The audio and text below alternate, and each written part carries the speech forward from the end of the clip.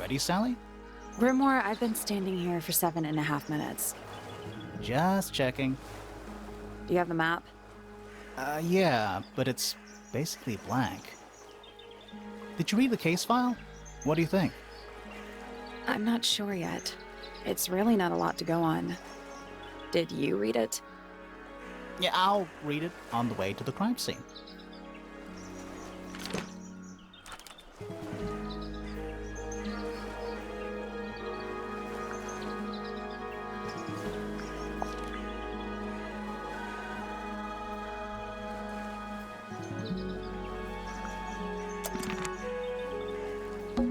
It's a bird bath. Is that just rainwater? Looks a little weird. The birds seem to like it. They're even singing a little tune. Doot, doot, doot, doot, doot, doot, doot, doot. Please don't do that.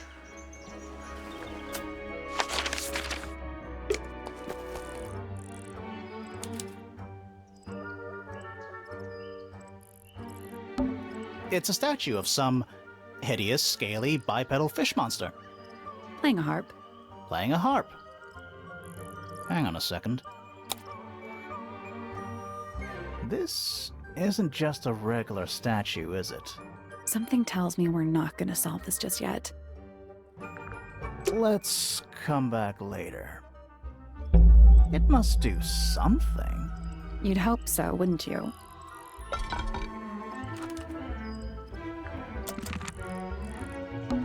It's full of the same weird water that was in the lake. Any fish in there? Not a single one. Although there is something in there.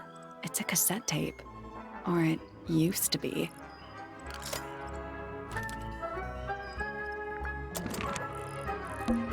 It's a stone carving. Wonder how it got cracked. I think it's supposed to look like that. It's an egg.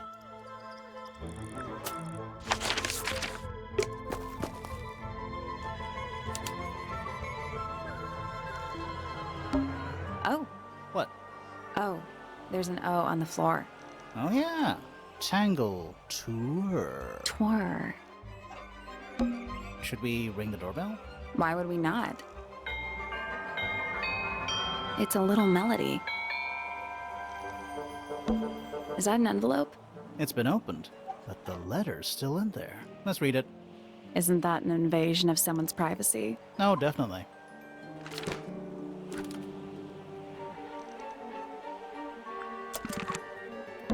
Don't think it's locked. Ah, that means we can just walk straight in, right? I'm pretty sure that's the rule, yeah.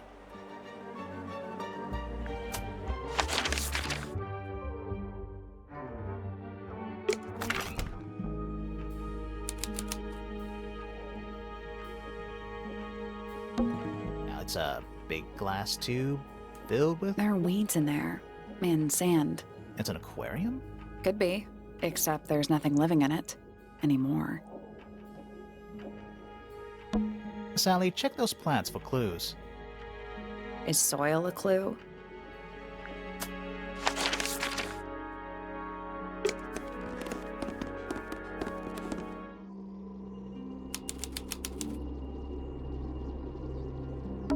A bunch of old books.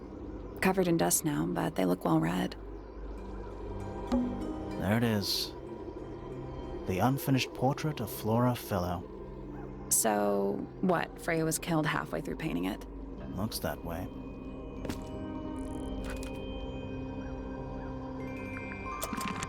I wonder if all of Freya's paintings are this creepy.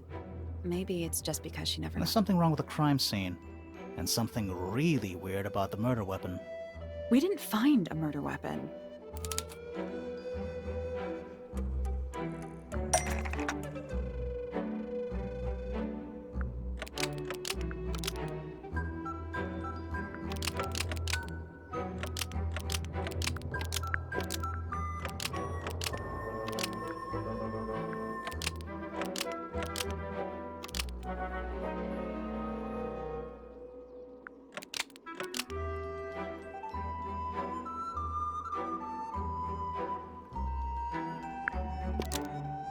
Flora's portrait is holding a knife tipped with blood because it stabbed Freya. What? Weird, huh? You think Freya was stabbed? by a painting. Not by the woman from the painting, but by the painting itself. Mm-hmm. Freya was standing right up by the canvas when she was killed. There's blood on the knife. It's the murder weapon. Right, but it's not actually a knife. It can't stab. See any other knives around here? Case closed. The case is not closed. And even if you were right, where does that leave us? A painting can't be a murder suspect.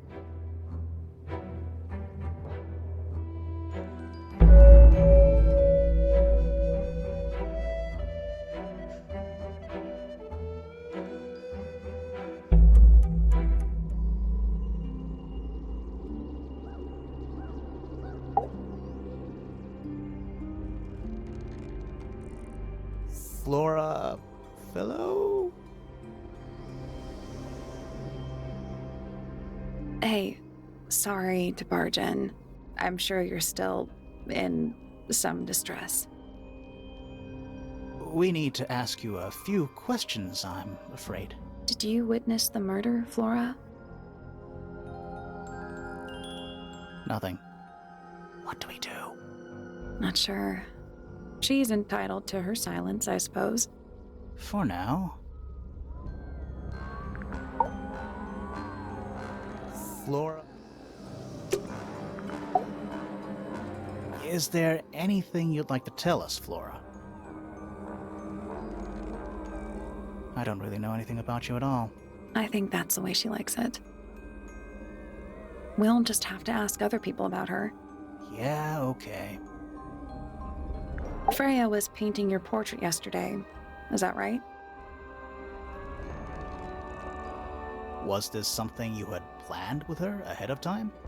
Was there something special about yesterday? Did you talk to Freya at all while she was painting you? She's not going to answer us, is she? Nope. But at least we can say we tried. Flora, you were definitely in the room at the time of the murder. Surely you must have seen something? Can you tell me anything about what happened to Freya? She's acting pretty suspicious if you ask me. I don't know. Maybe she really doesn't know anything. How is that possible?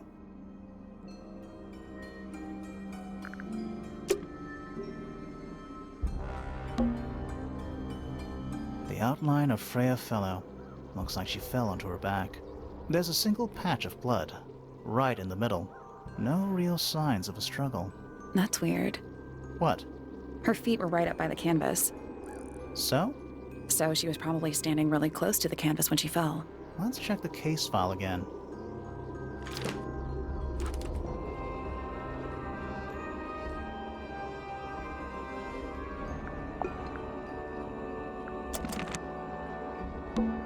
Is that a gramophone? I think so. Except it's got a tape deck instead of a turntable. It's also got a big crack down the middle.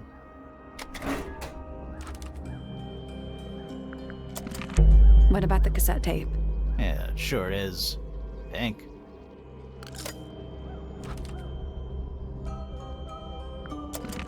Do you think it still works? The gramophone? Yeah, we could give it a go.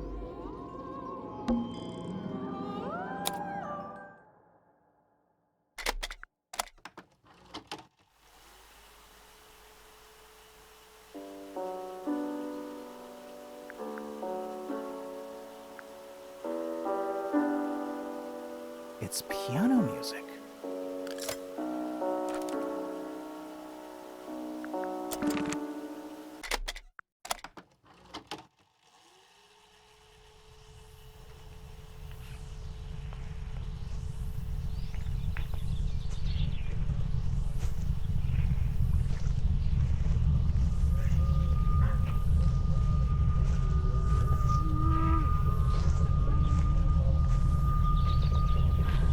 Weird. It's someone humming a tune.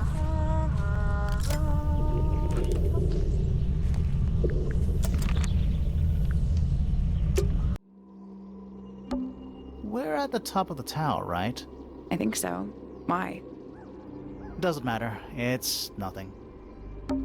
A little pot plant, balanced on the window ledge. It's the only plant in the entire room. Supposedly, Freya was working on the painting when she was killed. Looks like she was still holding her paintbrush and palette when she fell. Didn't even get a chance to clean her brush.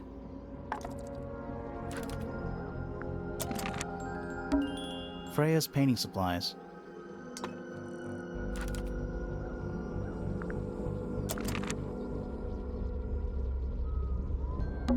Is that an egg?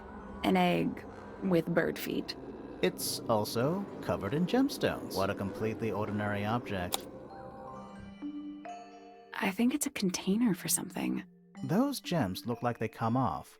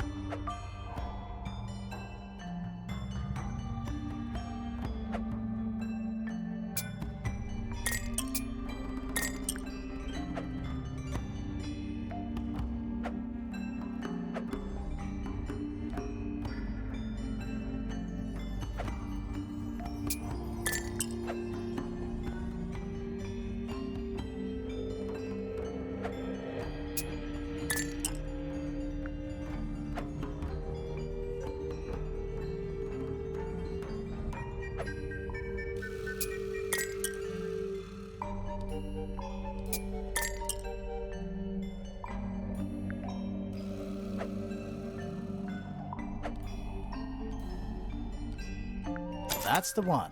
Hey, not bad. Did it unlock? What's in there? Nothing. Nothing? Well, I'm not leaving without a clue. An empty egg is a clue, right?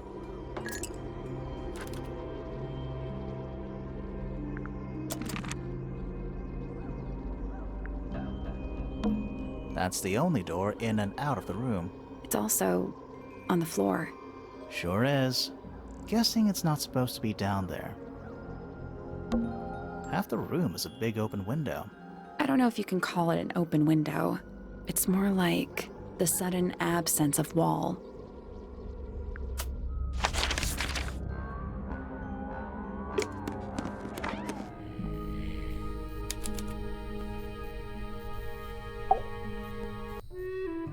Sir? Can you hear me? I'm Private Detective Grimoire. I have some questions for you. Grimoire. Good mysterious name. I'd rather like it. Felix Fellow at your beck and call. And, this is my colleague, Sally. Yeah, that's a perfectly good name as well. Thanks. If you would, Mr. Fellow, we really need to ask you about the murder. Well, I must say I'm rather jealous of you two. Oh yeah? Why's that? Out here solving mysteries, exploring new places, uncovering secret rooms, hidden treasures. That's what life is all about. Secret rooms? Generally speaking, you know, that sort of thing. So, Felix, what exactly do you, do? Is it not obvious? I'm an explorer. Explorer/treasure hunter. Yes, well, best in the world. We're talking like curse statues, spike pits. It's a little more sophisticated than that. But I've certainly seen my share of danger, if that's what you're asking. And, if I may ask, when did you retire? You listen here. I may be between ventures right now, but it's simply not in my nature to stay in one place for too long. I go wherever the winds of destiny take me. Don't you live here with your wife and daughter? Yes, well, the Fellow family has certain loyalties, and with Flora the way she is... Nothing wrong with raising a family, Mr. Fellow. Don't misunderstand me. Fiona and Flora are my entire world. They are the greatest treasure of all. Uh-huh. Why on earth would you want to know about that? The murder of Freya Fellow. The reason we're here? Ah, right. Nasty business. Very unfortunate. I regret that I can't be of any help, but I wish you all the best in your investigation. Hear that, Grimoire? We're done here. Let's go. It's a simple question, Felix. I'm sure you're up to it. Well, there's not much to tell. Mostly, I was in my room by myself, working on Flora's, working on a project. Your room is quite close to Flora's tower. You didn't hear anything unusual? What qualifies as unusual? What have you got? It was dusk. A feeling lingered in the air. Malevolent, perhaps. Uncertain, as life itself. Abridged version, please. Right, fine. I heard someone heading down the stairs, just outside my room. The footsteps were calm, orderly, so I thought nothing of it. Shortly afterward, I heard a second set of footsteps, going the same way. This time I could tell just from the sound that something was wrong. So I looked out into the hallway. I got a glimpse of Poppy disappearing down the staircase to the floor below. Didn't know what to make of it, to be honest. I thought perhaps she'd had a disagreement with Fitz, as I know those two are close. So I looked into his room, just in case, but it was empty, as was the garden beyond his window. Back in the hallway, I bumped into a very concerned-looking Penelope. She was heading up Fellow Tower to find Professor Pointer, so I escorted her. We went into Flora's room. Poor Freya was laying on the floor. Fiona, Poppy, Fitz, and Pointer were there already. Flora, too, of course. Soon enough, everyone else made their excuses and left. Including you? Not I. I stayed. Flora needed me.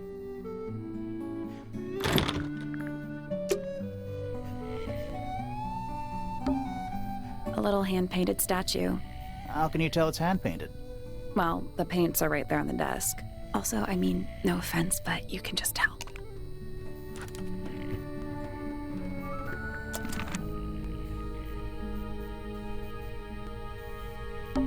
A hammock. It's kind of worn out. I would politely describe it as lived in. You get a good view of the lake from here.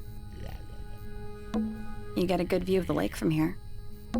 It's a drinking horn. Is it full of ale? Or mead, maybe? Right now, it's just full of dust. Oh.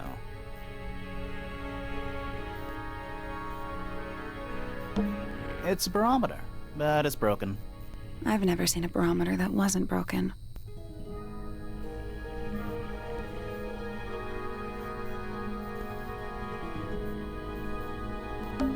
Nice. A real treasure chest. How do you know there's treasure in there? Why else would it be locked? Plus, there's a treasure map hanging directly above it. What's the deal with that painting on the front? Not sure. We should check that treasure map, too.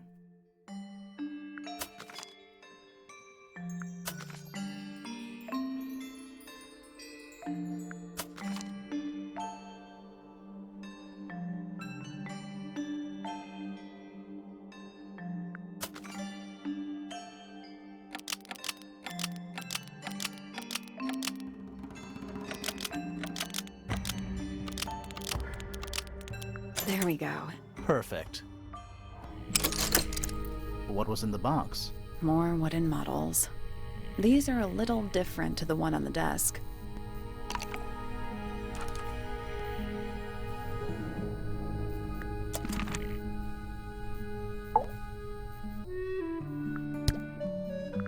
I've been carving for a couple of years now. I was hopeless marvelous when I started, but it didn't take me long to master it, as you can see. Do you paint them yourself too? I do indeed, yes. Freya kindly taught me the basics. Nowadays, I can make just about anything I can imagine. Of course, this particular model is a self-portrait based on hard fact. Hard fact, huh? So, you own a sword, Felix? Of course, I own a great many. But my weapons are stored well away from Tangle Tower. Safety first and all that. You found it. What do you think, huh? I had to rush the final touches a little bit. It turned out all right, though. What's it supposed to be? It's Flora, of course, surrounded by all her favorite people.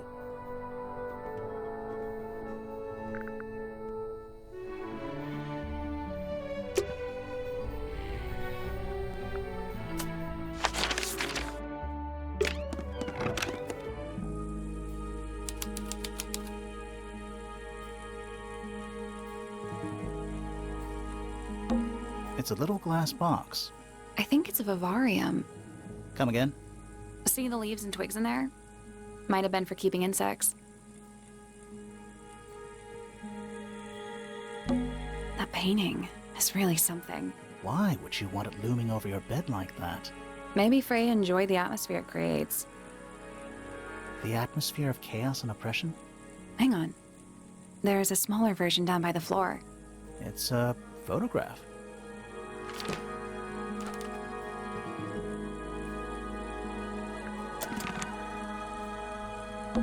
It's a little wooden box for paintbrushes. To the casual observer, maybe. They're not real paintbrushes. Looks like they're part of some kind of lock mechanism.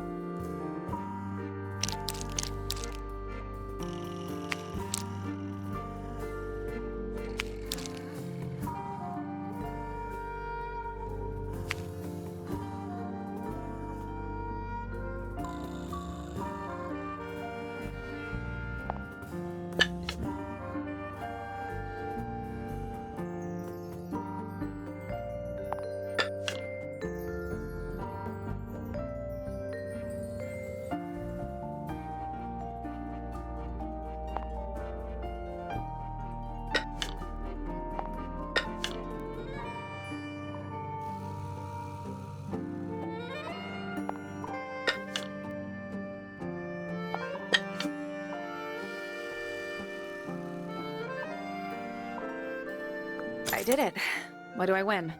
Not bad. What was in the box? Just a photograph.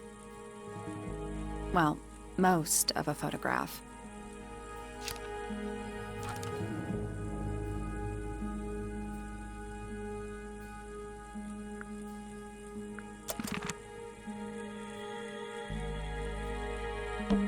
Drawings, taped up on the wall. What's that one on the left? Looks like two people standing together in a garden.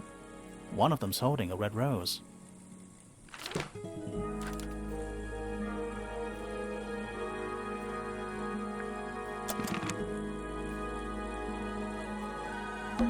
Freya's bear.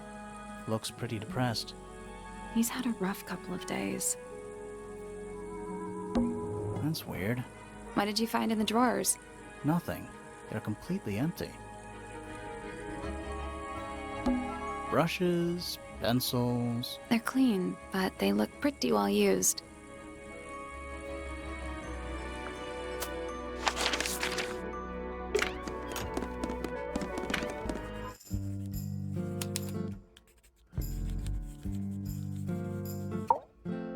curious.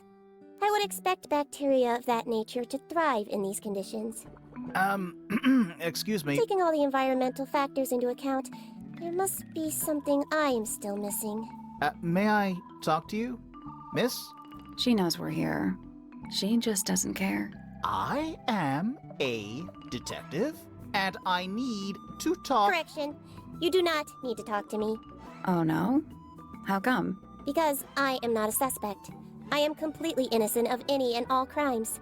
Thanks for letting me know. Speaking of which, you have now been at Tangle Tower for over 23 minutes. Surely you have already reached a sturdy hypothesis. A hypothesis? About the murder? Yeah, come on, Grimoire, hurry up. My apologies. Unfortunately, protocol dictates I must at least meet all the suspects.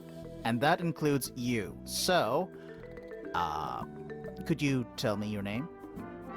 Fifi Fellow, microbiologist, inventor, innovator.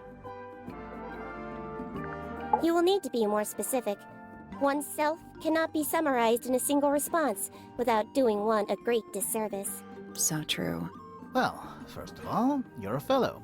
So does that make you the daughter of... Correct. My father and mother are named Flora and Felix, but you need not question either of them. It will only waste valuable time. Neither of them are capable of murder. Thanks for the tip. Fifi, you said you were a micro... something or other? Microbiologist, but it is an insignificant label. My studies cannot be categorized in any one recognized field. What made you want to become a scientist in the first place? I harbor an intrinsic fascination with the microscopic. I constructed my first one at age 10. Constructed a microscope? Correct. And what's that thing on your head? Did you make that too? My eyesight began to deteriorate when I turned 12. Not satisfied with the eyeglasses prescribed to me, I designed this custom lens instead. It automatically adjusts based on the surrounding light conditions. Does it glow red when you get angry? No, but that would be most amusing. What can you tell me about the murder? What can you tell me about... Wait, that's what I'm supposed to ask you. Yes, however, you were too slow. You fancy yourself a detective too, Fifi? I just need to know what happened. Me too. So talk. Fine. I knew ahead of time that Freya was going to be busy with her painting all day, so I had planned to spend the afternoon with Poppy. I was in the library all morning preparing the equipment for an experiment, only to find out that Poppy had made other plans and she was in fact planning to ignore me completely. Oh. So what did you do instead? I locked myself in my room and cried. Oh, I'm sorry to hear that. Why? I don't know, it just sounds kind of sad. It is not unusual. Oh. Good. I was in my room. The lights were off and the door was locked. Someone began banging on the door. I ignored it until the someone began shouting at me. I opened the door. Poppy came into my room. Her makeup was leaking. She told me Freya was dead.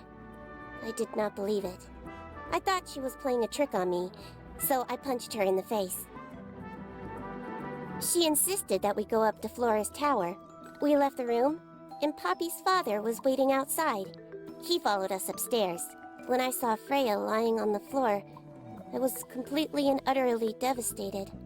Then, I took a sample of the red paint on the unfinished painting. Poppy and I took the sample back downstairs to the library. We performed a test and found out that it was, in fact, blood. You performed that scientific test immediately, even though you were feeling so upset? Of course. Why would one affect the other?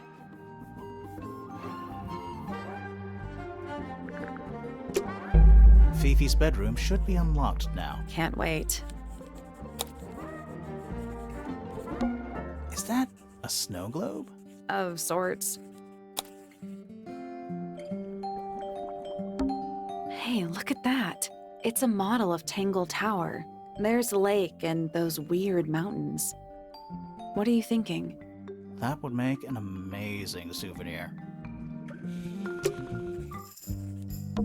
It's an illustrated book about birds. It's been left open. Looks like somebody was halfway through reading it. Or it was left open for us to find. Ever so slightly unnerving.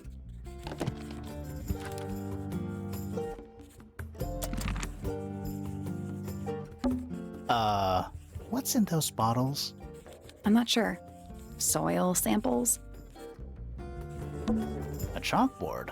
Is this a library or a classroom?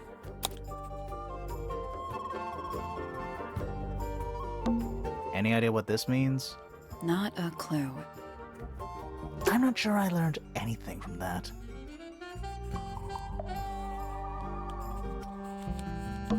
Sure, why not build a science lab in the corner of the library? The search for new knowledge. The archiving of old knowledge. It's downright poetic.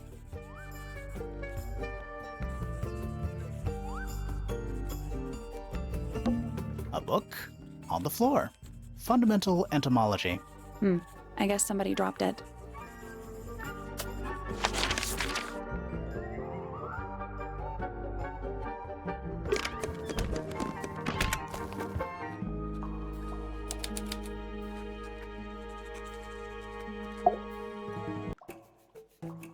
Whoa.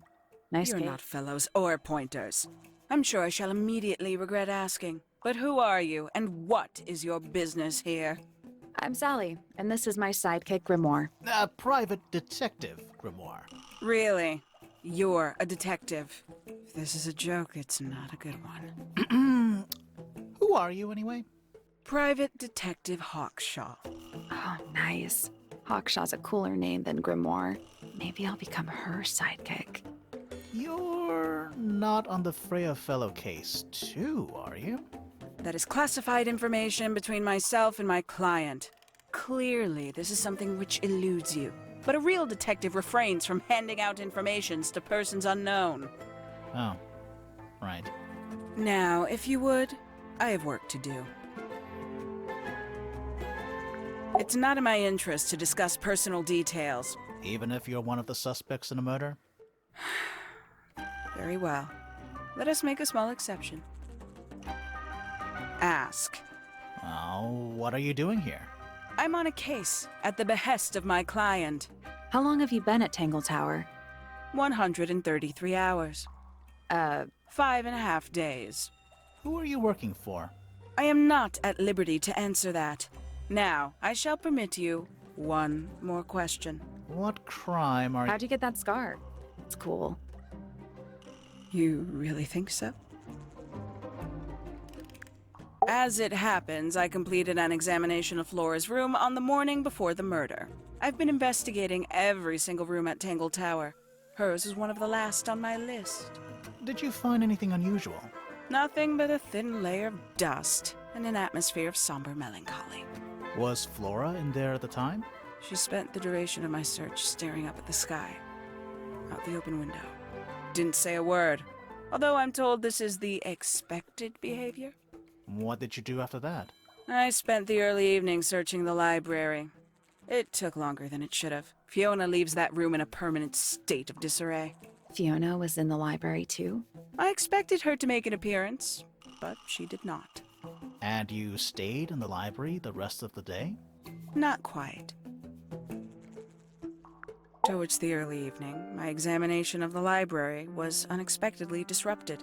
Sounds of running, wailing, shouting from several floors above. I vacated the library, but before I could begin my ascent, Professor Pointer appeared.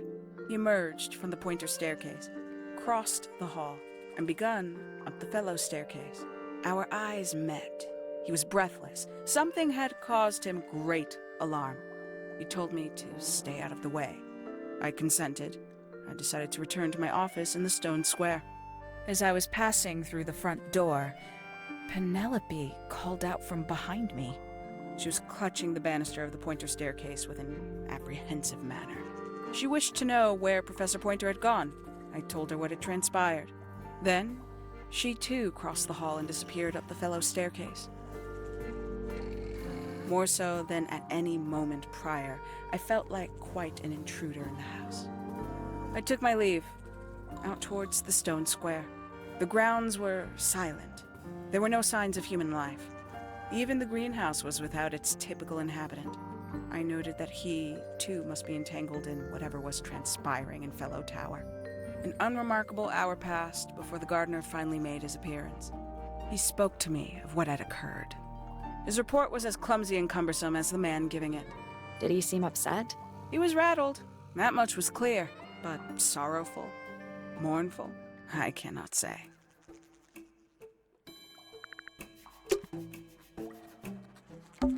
Is that a clock? If it is, it's a clock with 4 faces. I'm guessing it doesn't tell the time. So what does it do?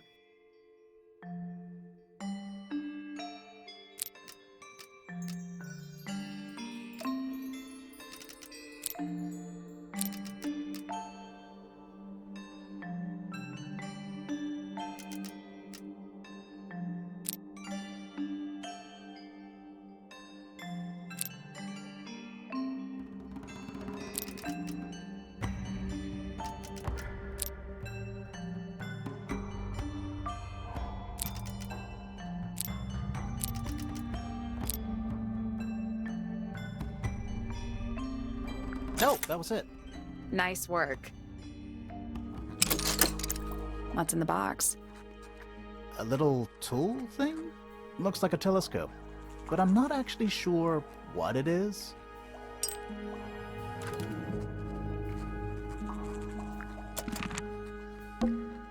A wooden trunk that opens up into a full desk. I want one. This belongs to you, Hawkshaw? Correct. And, what is it?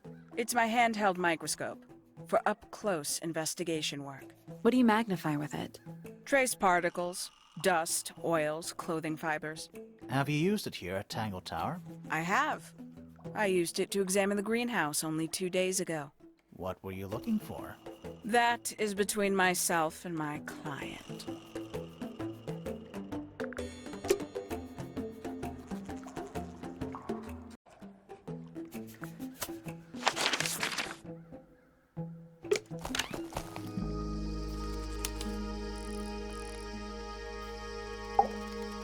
Sally, don't move.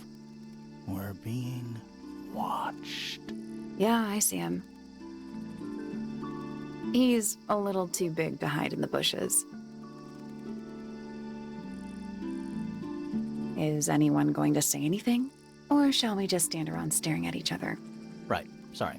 Sorry. That's better. I'm Sally. And the guy hiding behind me is Detective Grimoire. Who are you? Fitzfellow, the gardener. Mm-hmm. And why are you so tall?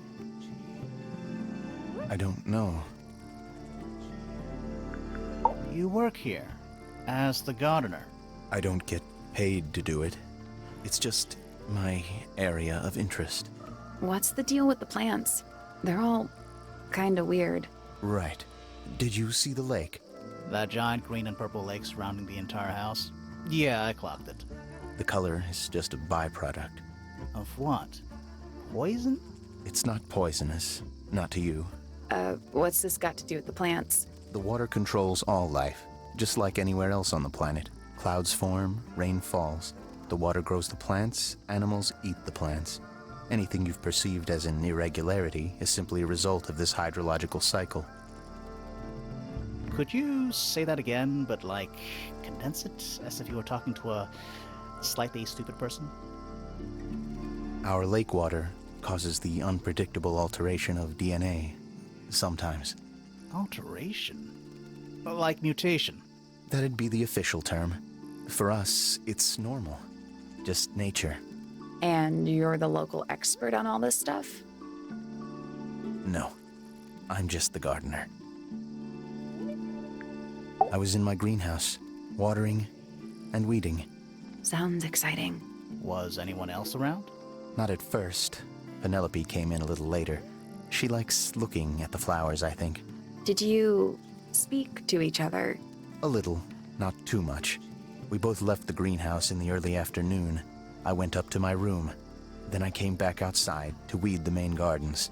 Didn't see anyone else. After that, I went up to the garden outside my room. And? Let me guess. Watering and weeding. Right. Did anything happen to you yesterday, Fitz?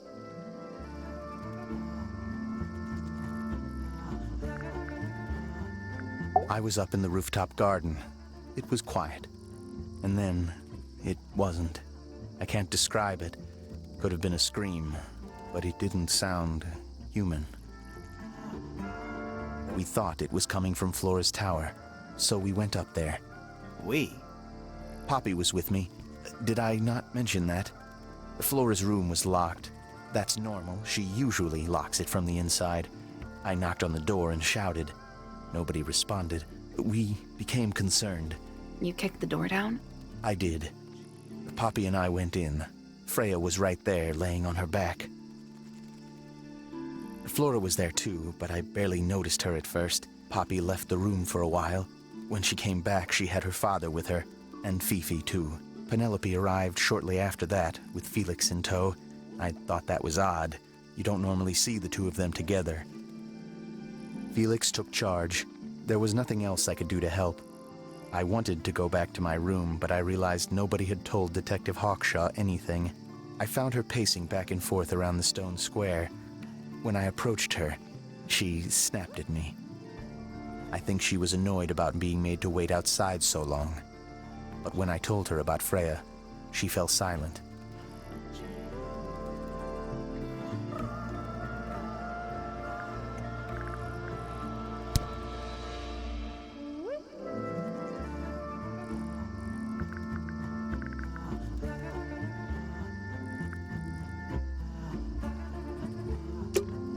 Fitz's room is unlocked. It's up in the fellow tower.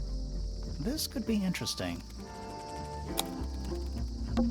This one's in a little pot. Okay, that is definitely not edible. It looks like a gemstone, don't you think?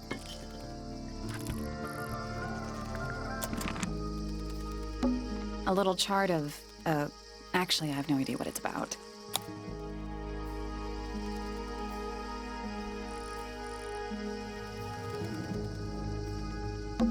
Kind of reminds me of a periodic table. Greek letters, I think? Kind of reminds me of a periodic table. What do you make of it? Not a whole lot.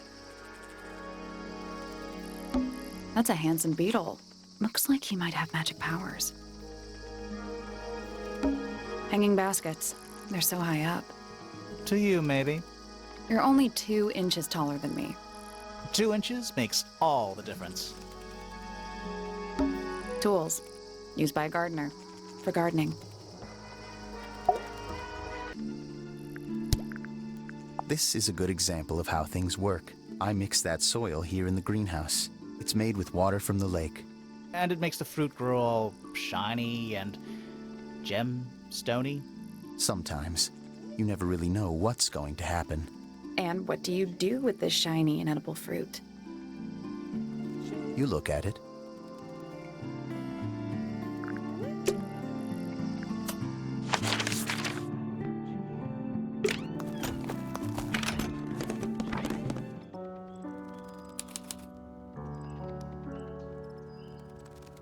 Sheet music. It's handwritten. That's a lot of notes. Looks pretty difficult. Probably why they're on the floor. Oh, whatever it is, it's playing a little trumpet. Well, it is the music room. He's gotta practice. What's with all the broken glass?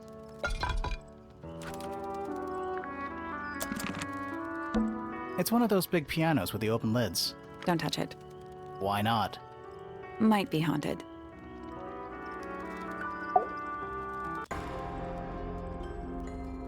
Are you a ghost? Sally! That's rude! Unless she is a ghost. It may come as a disappointment, but I am alive. Ah, That makes you a suspect, I'm afraid. I know. what's your name? My name is Poppy. I'm a pointer. And a pianist. We'll need to ask you a few questions about Freya. I know. Hey, you're pretty good. All in the wrist. And 13 years of dedicated practice. I'm just me. There's nothing to know. How are you related to the other pointers? My father is Percival Pointer. The professor spends most of his time hidden away in his tower. Barely speaks to anyone these days. Especially not the fellows. Do you get on with the fellows? 2 of them. Fifi and Freya are my closest friends. We all turned 19 last year. Do people ever leave Tangle Tower? I don't mean to be rude. It's just, if you're 19... You don't have to answer that, Poppy. It's a fair question. I'd like to move away, definitely. Fifi, Freya, and I would often talk about it, argue about it. Freya wanted to leave, but Fifi... things are more complicated for her. What about now? After what happened, I really don't want to stay here much longer.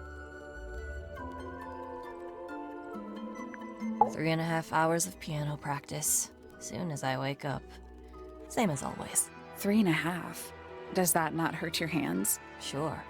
And you do this in the music room? No, I prefer to practice in my room. When I make mistakes, I like to make them in private. What did you do after that? I was supposed to meet Fifi in the library, but I totally forgot. When I finally got down there, she'd already gone. I checked her bedroom, but it was locked. Was Fifi not in there? No idea. She keeps her door locked either way. So I went back upstairs and out into the moonlight garden. The what? The little garden on the roof outside my room. Was it just you up there? No. Fitz came outside after a while. His room's on the other side. He's been teaching me about flowers. So, did you talk to him? Not really. You ignored each other. I didn't say that.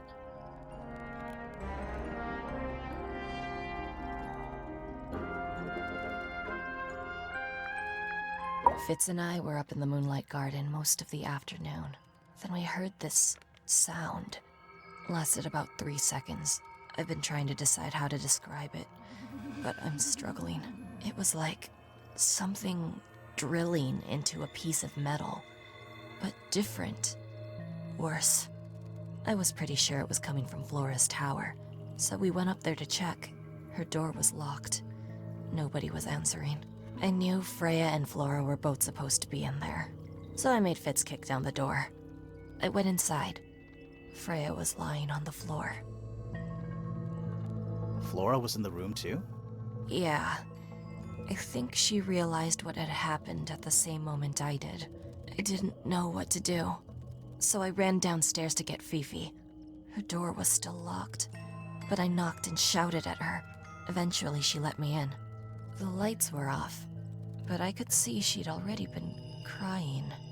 I told her what had happened. She didn't believe me. She got angry. First time I've ever seen her angry. I dragged her out into the hall. My father was there too, for some reason. The three of us went back up to Flora's tower. Then Felix arrived. He had Penny with him. Fifi had this idea. She wanted to do some kind of scientific test. She took me down to the library. We were in there about 15 minutes. After she was done, she went back upstairs and I went back to my room.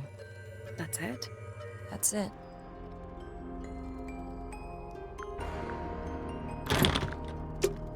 All right. Poppy's bedroom is unlocked. I wonder what's in there. It's one of those big pianos with the open lids. Don't touch it. Why not? Might be haunted. Are they paper lanterns? Whatever they are, I like them. It's like a little parade of floating spirits. 1 old wooden bookcase. Yep. 25 dry old books. Mm-hmm. 4 lit candles. Yeah. Am I the only one seeing the problem?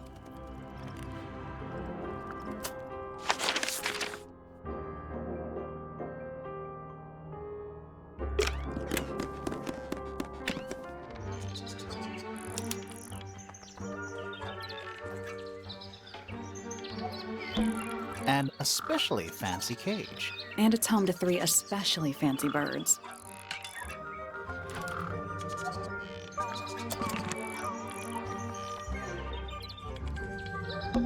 They're bird cages, but the birds are coming and going freely. Is that a metaphor? Oh, it totally is. Check out that butterfly. Looks evil. Wow, judgmental. My little writing desk. It's kinda cute. There's nothing written in the book, although someone's torn a page out of the middle.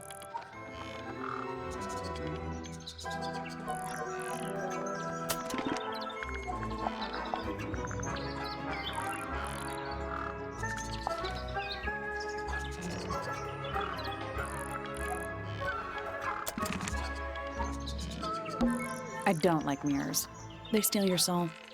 How do you get your hair so symmetrical without using I do by weight. I can feel if one side is heavier than the other. Oh, just beautiful. What is it? Huh? Sort of a delicate jade, but with a little seafoam green, is that right? Sorry? Your hair, dear! Which shade do you use? It's lovely! And that shape, you're really pushing the envelope. Oh, thanks. I do what I can to offset Grimoire's beige on brown ensemble. Detectives don't need to be brightly colored. We prefer to blend into the background. Oh, you're the detective? Delightful. Penny Pointer, pleasure. Is that short for Penelope? Officially, yes, but I never can be bothered with all 4 syllables of it. Penelope sounds a little ostentatious coming out of the mouth, don't you think? Sure. Yeah. I awoke early and headed down into the greenhouse to see Fitz. He's always there. Crack of dawn, every morning like clockwork. How come? It's where he's happiest. That, and he has a great deal of work to do every day. Watering, pruning, mulching, whatever that is. Do you help him with the work in the greenhouse? Oh, no. I wouldn't dream of it. I'd probably break something. So, you stayed with Fitz the whole day? No. In the early afternoon, he went back inside. Rather suddenly, as it happens. Did he say why? He didn't. Probably just a touch of heat stroke, the poor dear. He's more delicate than you'd think. What did you do after that? Let's see. I returned to the aviary to feed my birds. And how many birds are you responsible for? Officially 4, but in truth it's more like 400. Can they not feed themselves? Of course, and they often do. But I think they just like the company. As do I. 20-something, Aquarius, love to travel, and nearly all of my friends are birds. Travel? Where to? Anywhere at all, as long as it has species worth studying. Ornithology, they call it. I'd call it the only thing I've ever been good at. And have you studied the birds here at Tangle Tower? But of course! Where else do you think I developed my love of the field? No matter where I go, I always find myself coming home to Tangle Tower. Because of the birds. Oh, no, because of him! Silly to admit, but I suppose I can't bear for us to be apart. Who are you talking about? Oh, don't you know? My fiancé, dear Fitz. He's not really the traveling type, you see. Fitz fellow. The very one. You're engaged to a member of the Fellow family? That's interesting. I'm not especially interested in whatever tedious feuding goes on between our 2 families. Fitz and I find it much easier to stay out of it altogether. Sometime in the evening, I left the aviary and headed back towards my room. But in the hall, I spotted Uncle Pointer heading down the stairs. He was muttering something. Seemed a bit upset, the poor dear. I followed him down, but the grand hall was empty by the time I got there. Empty aside from Detective Hawkshaw, who was loitering over by the library. I don't know what it was, but she looked a little lost. I inquired about the professor, and she told me he'd gone up the Fellow Tower. I ran up the stairs, hoping to catch up with him, but Felix appeared and blocked my path. For some reason, he was coming out of Fitz's bedroom. He looked rather lost, too. I told him I was looking for Uncle. He suggested we look up in Flora's tower room. We could see from the hallway. The door was off its hinges. I knew then something was terribly wrong. A moment later, we were gazing down on the body of poor Freya. Uncle Pointer was there. Fitz, too, standing over in the corner with Fifi and Poppy. What about Flora? Of course, silent as ever. Uncle suggested we should leave. Give the others some space, you know. So he and I both returned to our rooms in Pointer Tower. We can get into Penny's room now. Now, like, right now?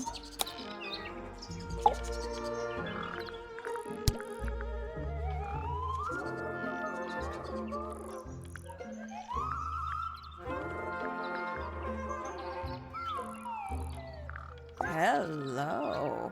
Who penned this juicy little number? We don't know. It's not signed. An anonymous letter? Classic clue. I must say the girls are awfully well behaved today. I think they know we're in the presence of company. They belong to you? Why do you keep them in a cage? They need a special diet, particular treatment. I let them out to fly occasionally, of course. But they're all one of a kind. I couldn't let anything happen to them. Do they have names? Of course. Let me introduce you to Tabitha, Tamara, and Tatiana.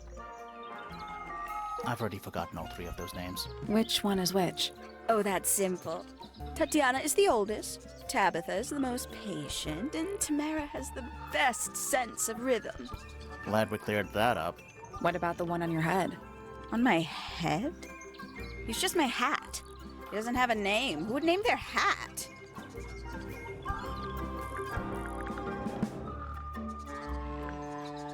Somebody taking an interest in extinct animals. Extinct. Oh, yes.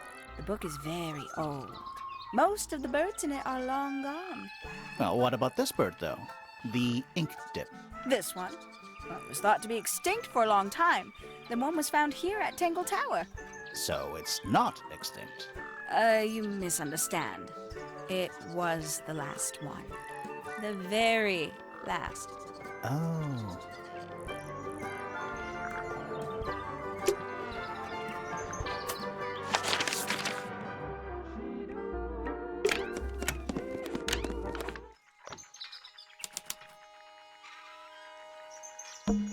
Let's at least introduce ourselves before touching his. Always a good roll. Shh, listen. Do you hear them? The stars. They're whispering. So quiet, and yet so loud. What are they whispering about? Are they spreading rumors about us? I shouldn't think they concern themselves with such insignificance. We are but specks of dust, you and I. Mm-hmm. Could this speck of dust start by telling me his name? You find yourself standing in the astronomy tower of one Professor Percival Pointer. Seems like this tower belongs to the Pointers, and the other one belongs to the Fellows. Well observed, my dear. Tangle Tower is something of a duality, as it happens. Meaningless boundaries, really. They exist only in our minds. Helpful. Me? Not much to say. Strictly speaking, I'm the current head of the Pointer family. And, of course, father to my precious Poppy. And a professional astronomer?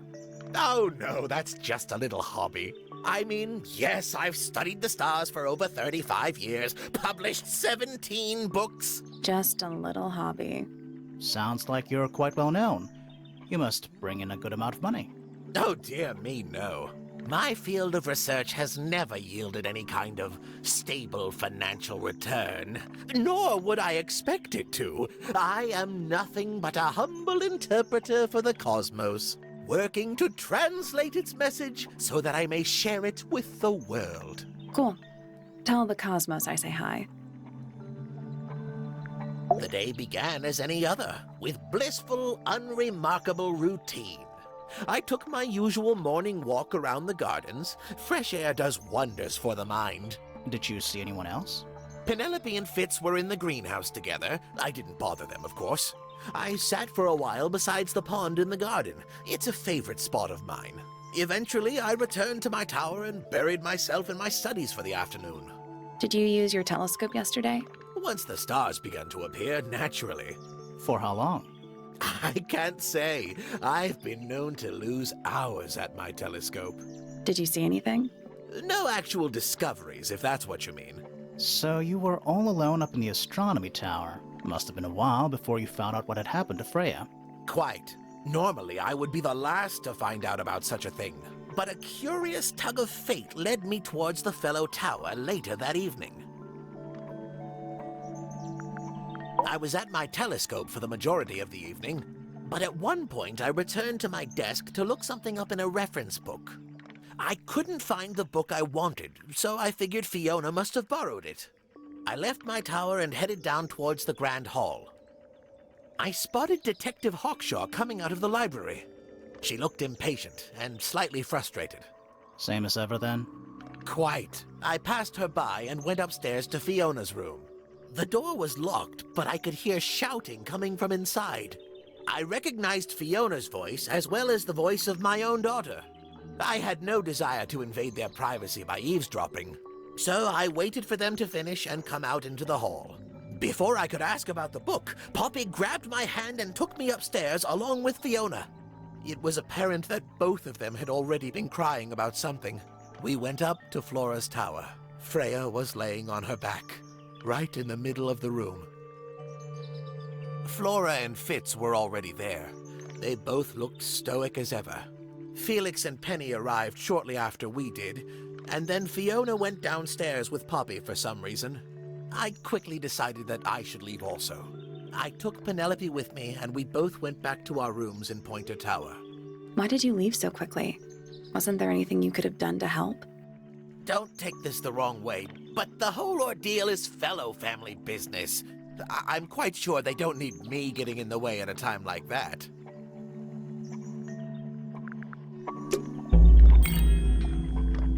That's all the statements. Let's go over them all. Every astronomy tower needs a telescope. I want to try. You can see right into Flora's room. Not by accident. I can see Flora, but she's not looking this way. She's looking up. Behind her is the backside of the easel holding Freya's unfinished painting. I can't really see anything behind it. Not from this angle. Is that a window? I think it is. Is there another room above Flora's room? We should check that next time we're over there. I can just about see the gramophone. You can see right into Flora. Not by accident. Behind her is the back. Can't really see anything. Isn't this supposed to be an astronomy tower? I'm pretty sure you need to see the sky for astronomy to I work. can't move it. I think this is just how it's set up. It's tidier than my desk. Oh, the notebook is untouched. It's completely blank. So, even the most well-used notebooks start off blank, A picture frame. with no picture. It's full of tea, but it's gone cold.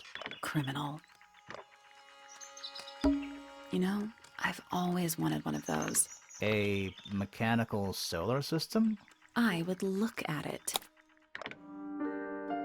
Wait a minute. Earth in the middle, sun on the outside. How old is this thing?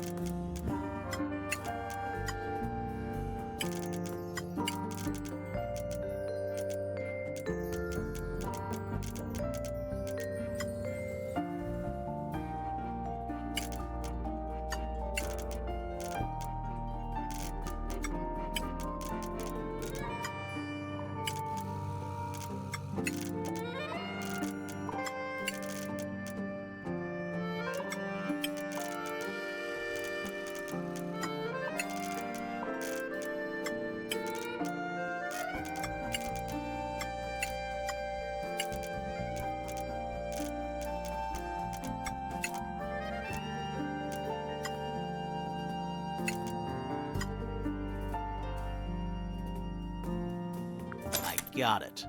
I'm impressed. Did you hear that? Something unlocked. There's a little hatch underneath? What's in there? A bunch of paper. Looks like somebody's research.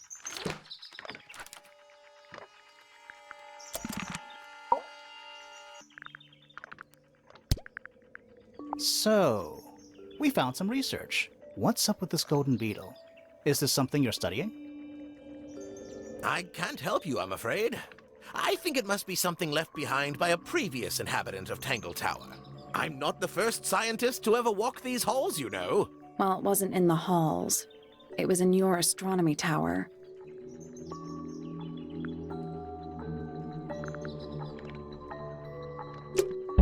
There's something about Pointer's astronomy. Something suspicious. Let's ask him about it.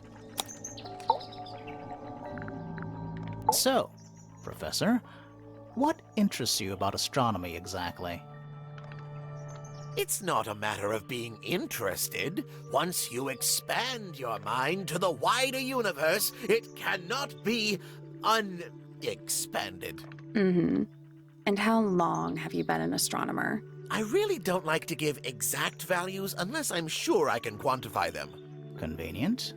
Why do you ask me these things? I have a theory about you, Professor.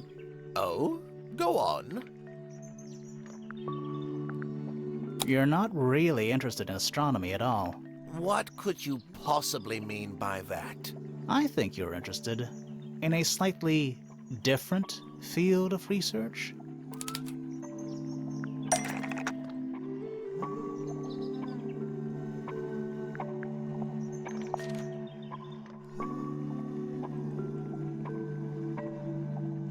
I don't have time for tiny, insignificant insects. My studies focus only on the inconceivably large and the unimaginably far away.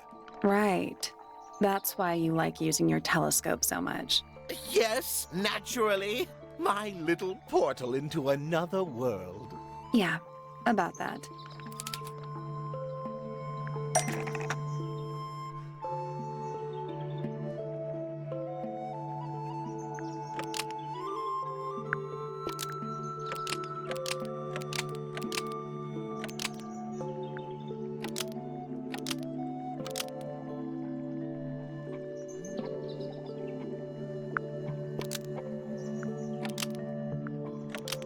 Pointer's telescope was actually looking at the crime scene and not up at the sky.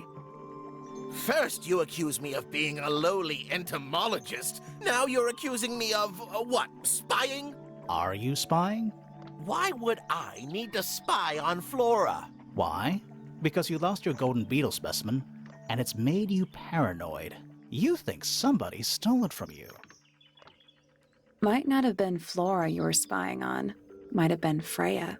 It's a very precious specimen, incredibly rare, valuable in ways you could never understand. Freya was always sneaking around, both towers and in the gardens too. She was definitely up to something.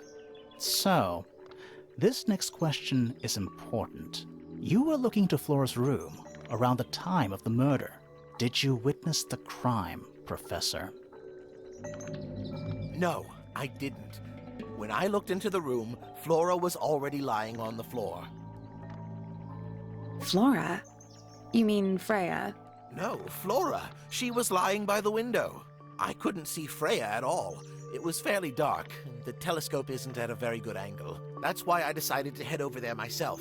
I needed to know what was going on. This changes your statement, doesn't it? No, everything I told you in my statement was true. Apart from the reason you left your tower in the first place. Right.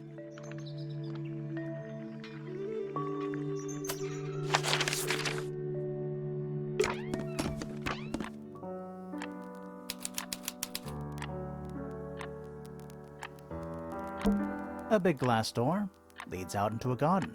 Somehow, There's a little mechanism by the handle.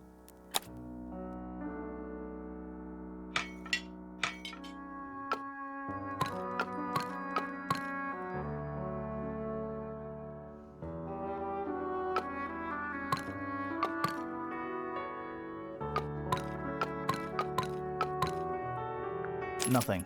Still locked. All 4 tiles have a moon symbol. Those other symbols look like suns. Surely that's something to do with it? I think it is, but in an abstract kind of way.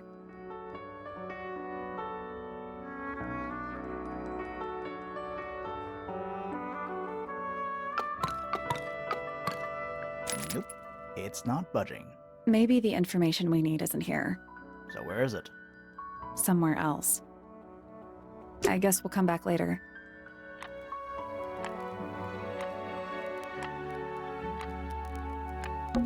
More handwritten sheet music. More handwritten sheet music. Just a bunch of clothes on the floor. Nothing weird about that. To you. More handwritten sheet music. That is the bed of a vampire. I thought vampires slept in coffins. This is a vampire who needs firm support for their lower back. Sheet music. It's only a few notes. I'd barely even call that music. Yeah, it's been framed though. Must be important for some reason.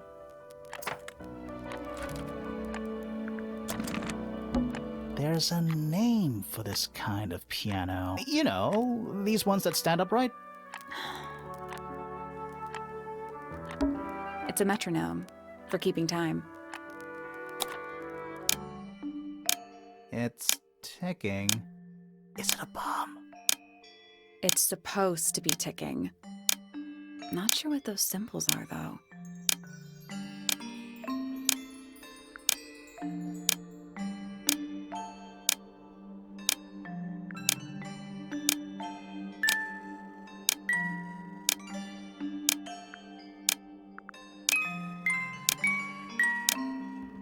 That's done it. Neat. What happened? Little hatch unlocked in the back.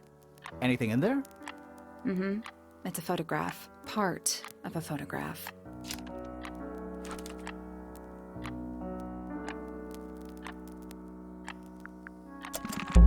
There's something about that pink cassette. Something suspicious. Let's ask Poppy about it.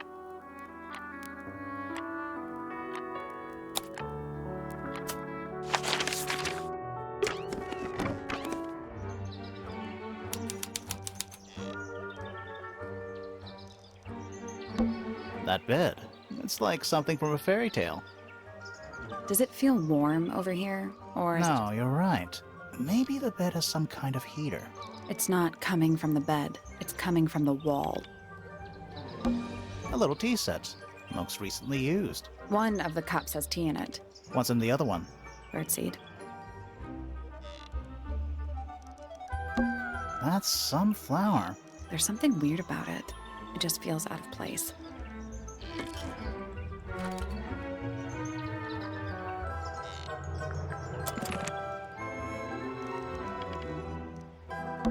You know, the birds can easily get in and out of those cages. Oh, if that's true, can they even be considered cages?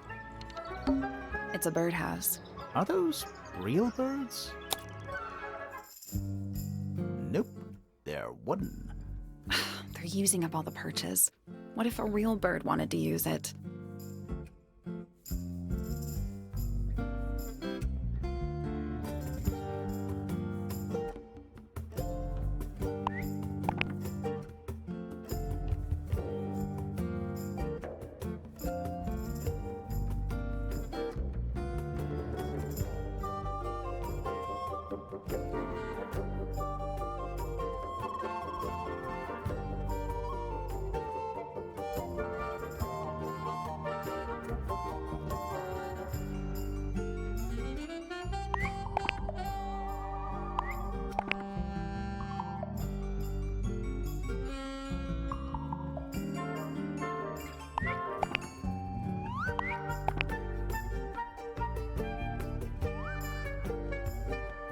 That's the one.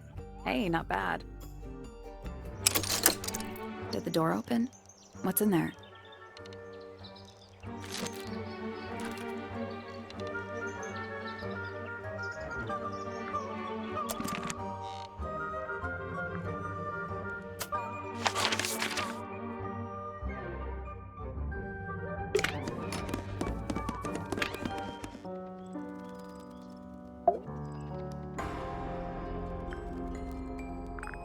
I need to confirm something with you, Poppy. Confirm away. What can you tell us about this cassette tape? Is it yours? It belongs to Freya. She liked to have music playing while she was painting, you know. And do you know what kind of music is on this tape? No idea. Acid jazz? It's piano music. Sounds an awful lot like your music, to be honest. Sure it doesn't belong to you? Why are we even talking about this? Cassette tapes have been redundant for a good few years now. The tape was found at the crime scene. It was in the gramophone. It's not mine. I'd never own anything like that. Why not?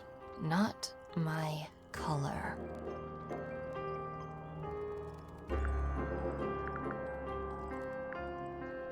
You used to like these colors.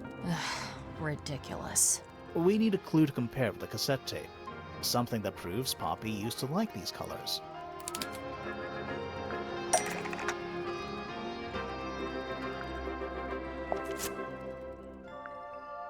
Let's take a closer look at this.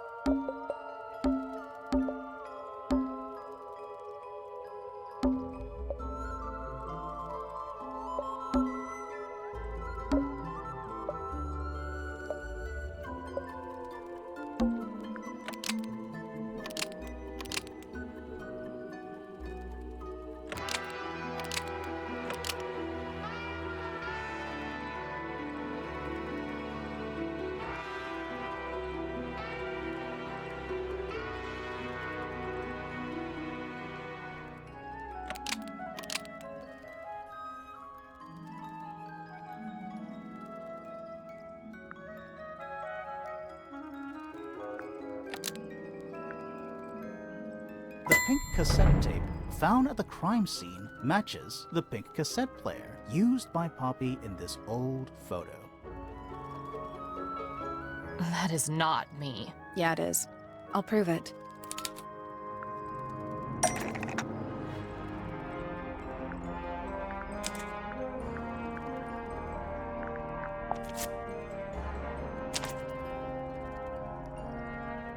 You look a little different, but Fifi and Freya are pretty recognizable. It's clearly a photo of you with your two best friends. Why'd you tear it up and then hide it? I think the answer is pretty straightforward.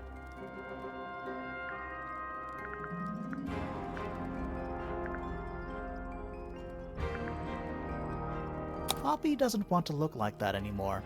That's it. Makes this whole thing seem kind of irrelevant. Maybe. It depends on the reason. The reason she doesn't want to look like that anymore? The passage of time is a powerful thing. Hold on. This means that pink cassette tape does belong to you, Poppy. It used to. I recorded some piano music onto it and gave it to Freya as a gift.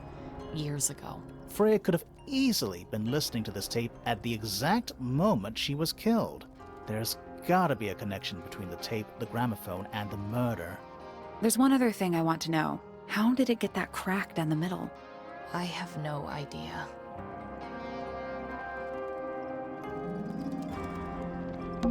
Alright, you got Spooky murder mansion? Spooky murder mansion.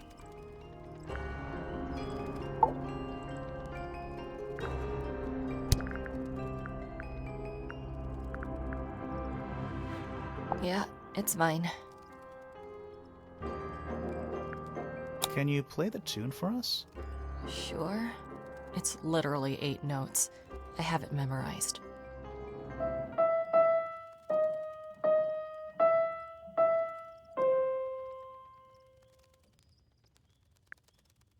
Yeah, it's mine. What's so special about it? I got it from my teacher. It's the first piece I ever learned. How long have you been playing? Since the day I turned 6. Family tradition. I was really excited to start learning. As soon as I got out of my first lesson, I told Freya and Fifi all about it. When I arrived at my second lesson the next day, Freya was there too. She hadn't asked permission, just showed up. For 2 whole years, the teacher taught us both. Was Freya any good? She would have been even better than me if she'd stuck with it. But one day, she just stopped coming to lessons. Why? That's just it. There was no reason. That's when I realized things were different for her.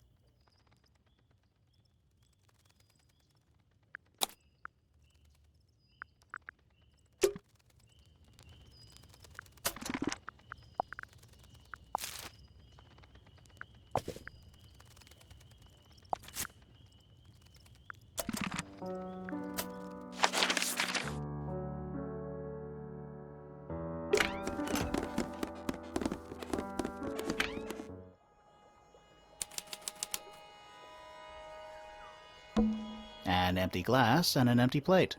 Looking at it is making me want to cry. Why? I don't know.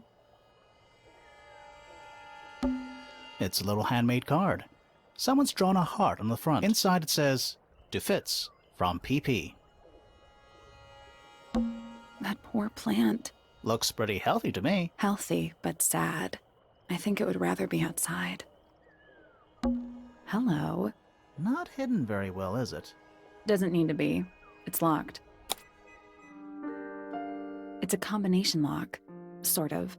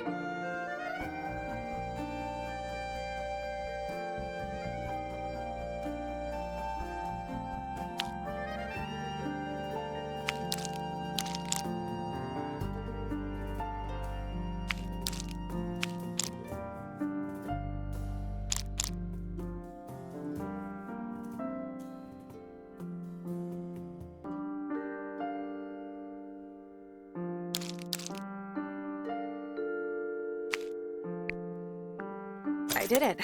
What do I win? Not bad. Anything in there? Yeah, it's wrapped in a cloth. Hold on. Huh, that's kind of ominous.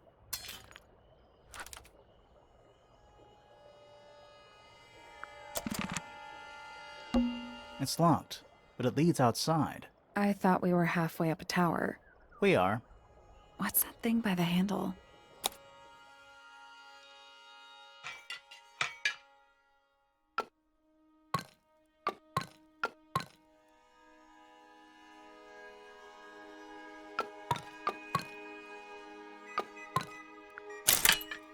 It made a noise. I guess that was right. And the door's still locked. I still feel like we made some sort of progress.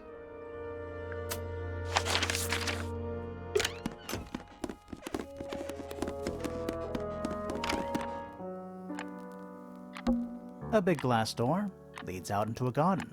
Somehow, There's a little mechanism by the handle.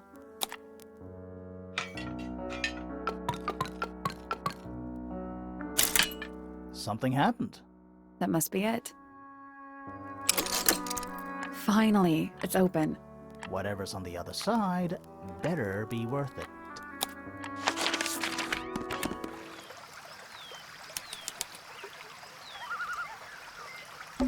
It's a rose bush, growing on a little patch of bluish soil. Apart from a couple of loose petals on one side, the whole thing looks very well cared for. The roses are bright red, too. Now, aren't roses normally that color? Exactly. That's one big dragonfly. Or one very small dragon.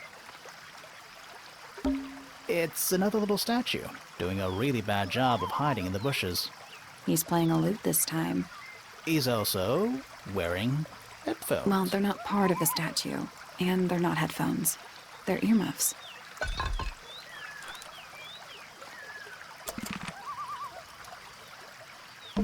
A little pond. It looks really, really deep, for some reason. See those metal bars around the edges, too? Oh, yeah. What do you suppose they're for? Nothing anymore. Looks like somebody broke them and then never bothered to fix it. It's so relaxing. I might just stay here. Oh, shall I go finish the investigation on my own? That'd be great. Giant stone frog? Love it. Ah, he's got his tongue out like he's catching snowflakes. Except those aren't snowflakes. They're feathers.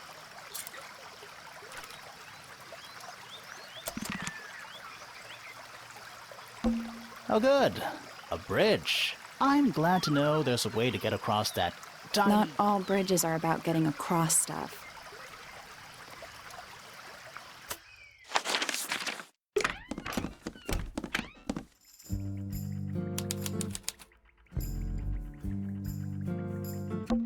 It looks like a microscope. A big one. Can I touch it? I'm not sure this is a microscope.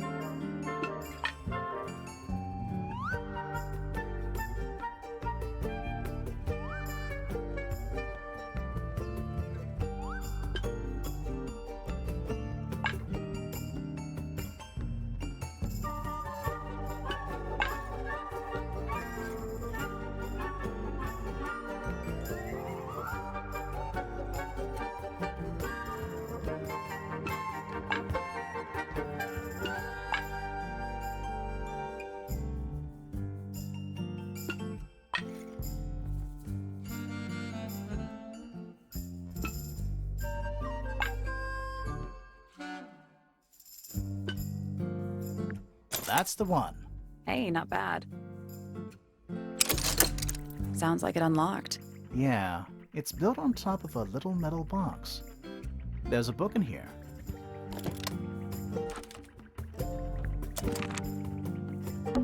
What's that big book on the desk? Looks like something Fifi's been writing. Is it a clue? I hope not. It's just a bunch of notes about her microbiology experiments. A new suspect! Don't think you can get out being questioned just because you're a bear. I'm innocent, I promise. Save it for the judge. Scientific formulas, probably. I'll openly admit I have no idea what any of it means. Fifi's got something pinned up here. What is all this? Is that supposed to be me? Why do I look so angry? That's just the face you make when you're thinking. Does make you wonder, though. When did Fifi draw all this?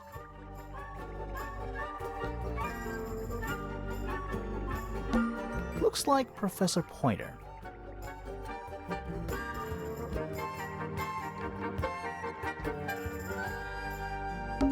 It's Detective Hawkshaw. That's you, Sally. What? I do not look like that, do I? Did you notice who isn't on here? Freya? Mm-hmm. And Fifi herself.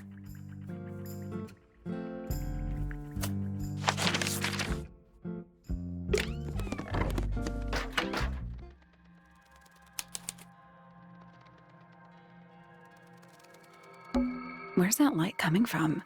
Well, it's just daylight, I think. There's a decent gap between those floorboards. Is that what I think it is?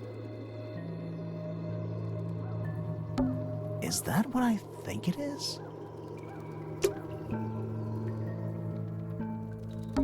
What's in that little box? I bet it's bones. A skull, at least. You know, maybe I won't open it. What is that? Not sure. Some kind of reel? Looks like it might attach to something.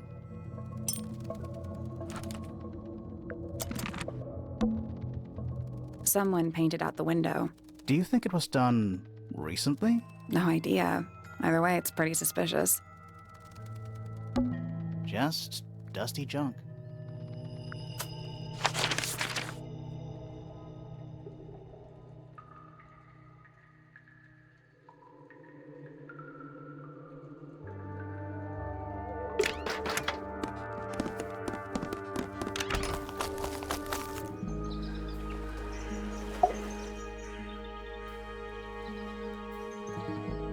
That's all the statements collected.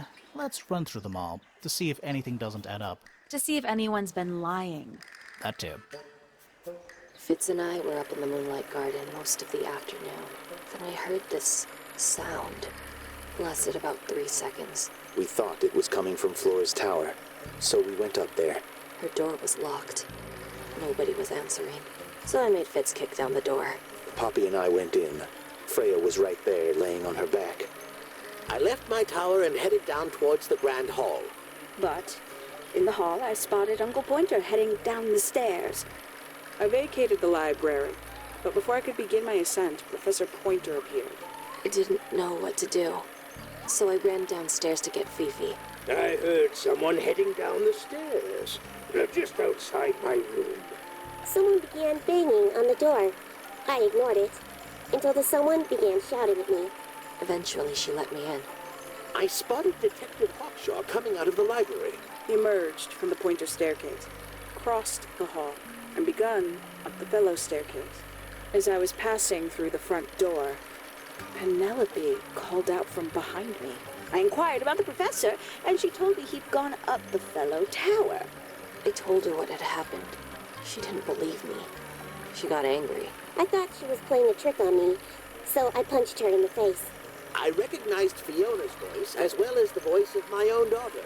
We left the room, and Poppy's father was waiting outside. He followed us upstairs. I ran up the stairs, hoping to catch up with him, but Felix appeared and blocked my path. Back in the hallway, I bumped into a very concerned-looking Penelope. She was heading up Fellow Tower to find Professor Pointer, so I escorted her. Poppy left the room for a while. When she came back, she had her father with her, and Fifi too. Felix and Penny arrived shortly after we did. A moment later, we were gazing down on the body of poor Freya. Then I took a sample of the red paint on the unfinished painting. She took me down to the library. We were in there about 15 minutes. I quickly decided that I should leave also. I took Penelope with me, and we both went back to our rooms in Pointer Tower. I wanted to go back to my room, but I realized nobody had told Detective Hawkshaw anything. An unremarkable hour passed before the gardener finally made his appearance. I think she was annoyed about being made to wait outside so long. But when I told her about Freya, she fell silent. That's disappointing. What is? All the statements line up with each other. They don't just line up. Some of them even seem to specifically confirm each other.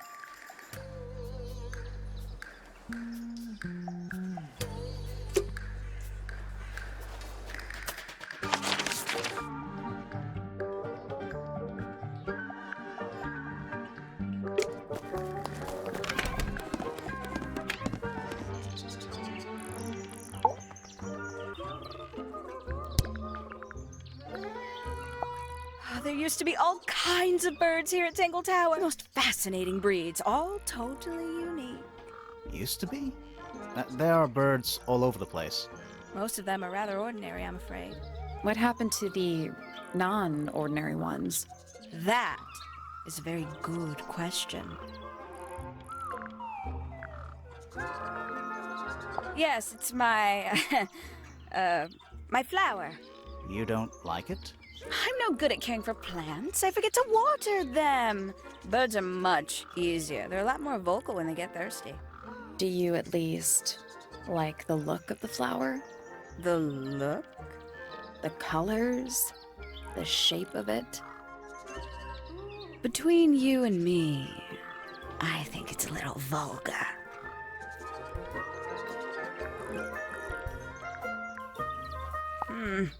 That's rather strange now, isn't it? We found it in your room. Just lying around, was it? Nope. You'd hidden it, but we found it. We do that. Who's the her in the message? And what's the deal with the petals? It's really none of your business.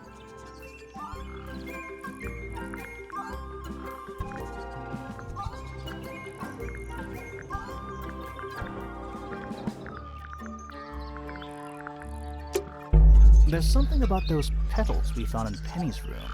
Something suspicious. Let's ask her about it.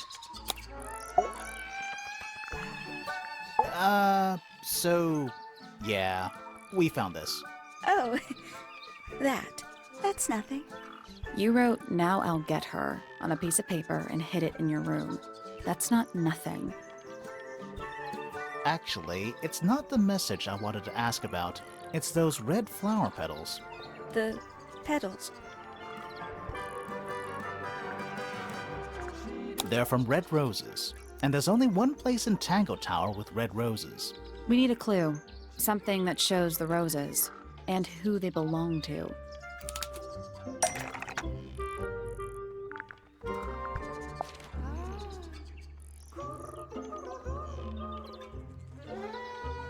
It's a drawing of Fitz and Poppy in the rooftop garden. See what Fitz is holding? I can't imagine what you're getting at, but it doesn't matter. I couldn't have taken anything from the rooftop garden. It's only accessible from Fitz's room or Poppy's room. How could I have taken something from a garden to which I have no access? Is it really only accessible from those 2 bedrooms? For most people, it would be. But don't forget, Penny's the resident ornithologist. My dears, what are you accusing me of?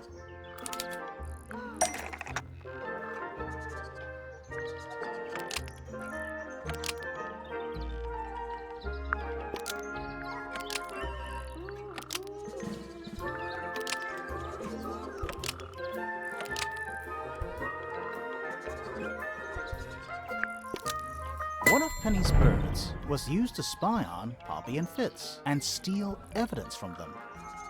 We know those 2 have been spending time together in the rooftop garden. I'm guessing you got paranoid. Wanted to know what they were up to. I'm just not the jealous type. I would never suspect Fitz of anything like that. Besides, Tabitha hardly ever leaves her cage. She's certainly never flown up to the rooftop garden. We need a clue to compare with Penny's birds. Something to prove one of them has been in the rooftop garden.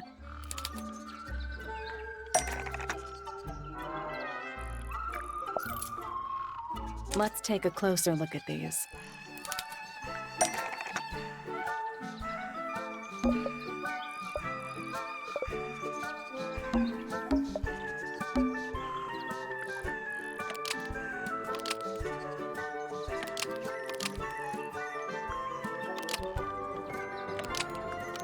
This yellow feather was left behind by Penny's yellow bird when it visited. Almost. Maybe just change. This yellow feather was left behind by Penny's yellow bird when it visited the rooftop garden. I can't stand it! Knowing the 2 of them are hidden away up there in their private little garden. I couldn't risk spying on them myself, so I asked dear Tabitha to do it for me. I knew she'd be able to bring you back some evidence. Sorry, Penny, but are you not overreacting a little? You don't understand. Fitz is slipping away from me. He's so quiet with me these days. But being with Poppy seems to bring him out of his shell. I don't know what he sees in her miserable little... I apologize. This really isn't your burden to bear. I feel like I'm standing in a giant birdcage.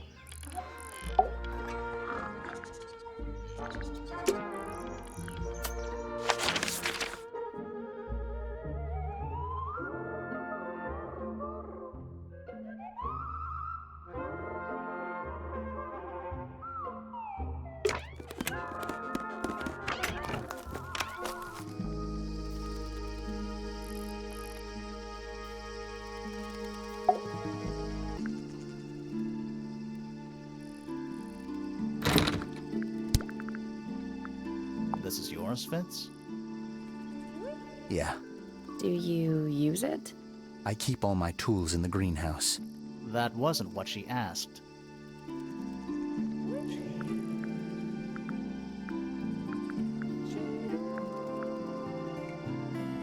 I've seen beetles with brightly colored shells, metallic shells even. They're relatively common, especially around here. There's a difference between that and actual gold. It can't be actual gold. Gold is just inside the earth or whatever. You can't make it. It's called alchemy. It was a whole thing.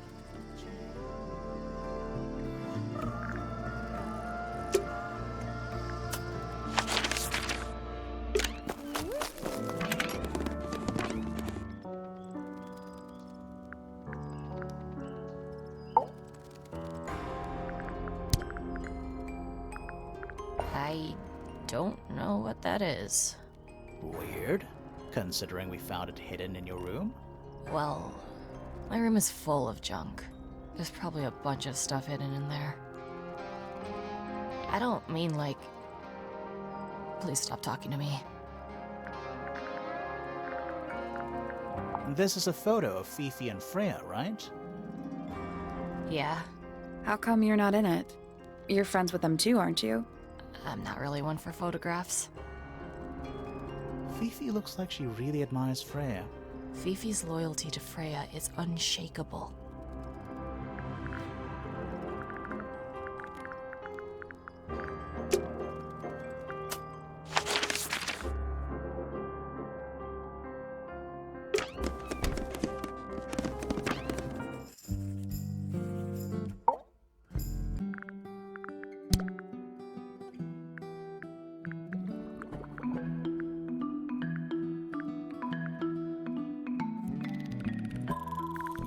There is a drawing of me, a drawing of Detective Hawkshaw, and a drawing of Poppy and Fitz.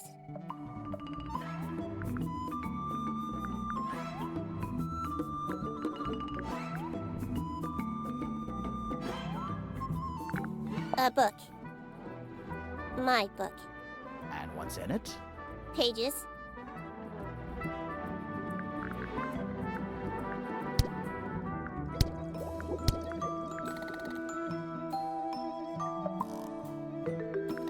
Name, Poppy Pointer.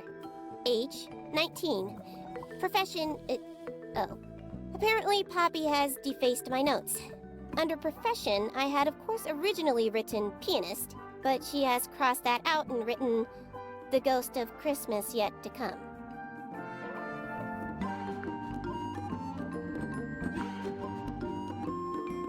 Name, Fitzfellow. Age, 24. Profession, cryptobotanist. Likes soil, dislikes electric lights. Hang on. Cryptobotanist?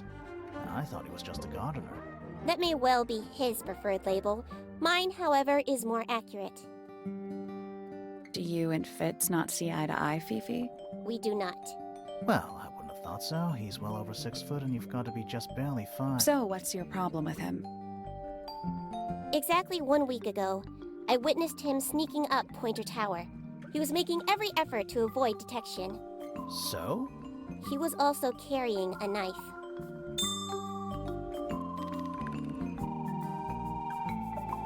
Name, Freya Fellow. Age, 19. Profession, artist. Deceased. Understand this. Most people find me difficult. They exhibit a noticeable degree of discomfort when talking to me. There it is. Freya, who had a way of being an exception to any given rule, was not at all like this. She is very important, and I will not rest until I understand what has happened to her. Did you spend a lot of time with Freya recently? I will say this. In the past year, Freya became 1. Increasingly independent, and 2. Increasingly isolated. Do you know why? I do not. If you are looking for a speculative, empathetic opinion, try asking Poppy instead. The three of you are friends. We are of a similar age, and all highly gifted. 1 scientist, 1 artist, and 1 musician. Sounds like quite a team.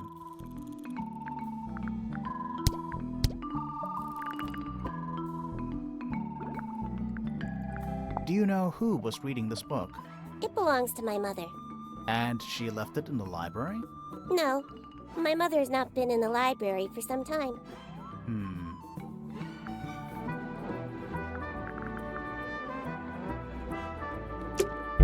There's something about that diary we found in Fifi's room.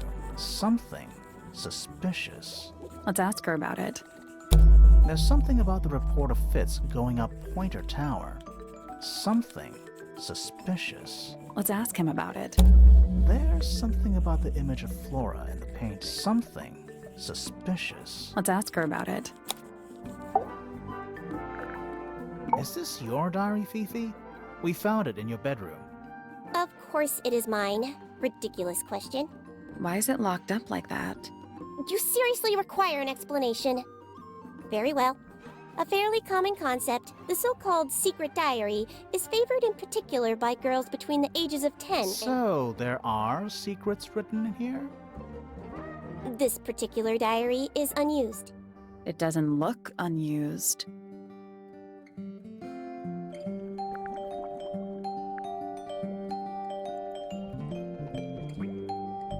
It's not a diary at all. I'm not sure about that. Me neither. This particular diary is unused. It doesn't look unused. It's somebody else's diary. How could you arrive at that conclusion? It is kept in my bedroom. It is mine. We need a clue to compare with the diary. Something to prove who the original owner was.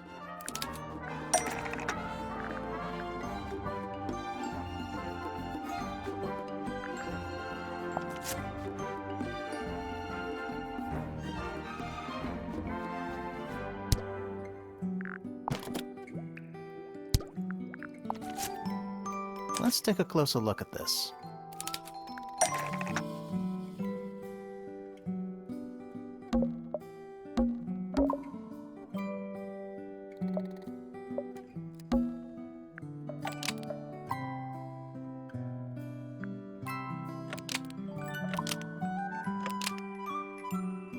This blue book is the same thing as the secret diary, which proves it belonged to Freya. You were hiding Freya's diary in your room, and you kept it locked, too. Why would I do either of these things?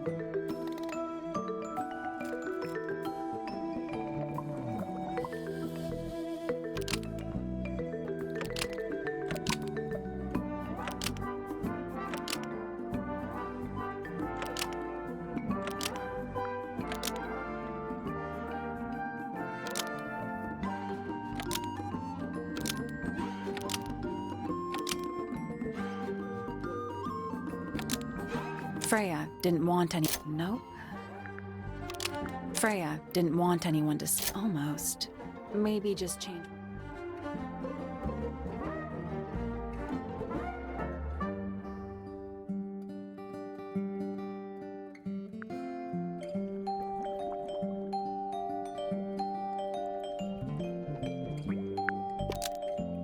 Fifi didn't want anyone to see personal secrets within Freya's diary. Is this true, Fifi? I know Freya was your friend, but if you're trying to hide something, You did not know Freya, so this might be difficult to understand. She did her own thing, in her own way. By concealing Freya's written accounts, it is simply my intention to preserve her innocence. Innocence? might be easier if you just let us read the diary, Fifi. Very well. I will open it. However, as you read it, please remember, Freya was the most kind and the most wise person I have ever known. All right, Fifi. Finally. What's in there?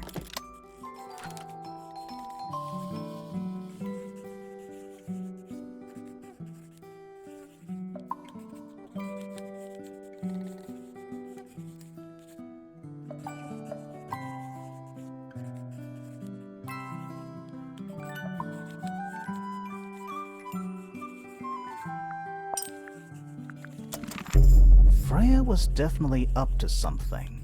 Something to do with the statue in the garden, I think. Maybe we should go back and check.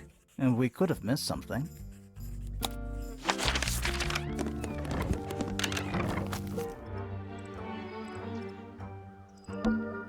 This wasn't here before. What is it? It's a little wooden toy. Looks kind of like a crab. There's a note stuck to the back. What does it say? Grimoire?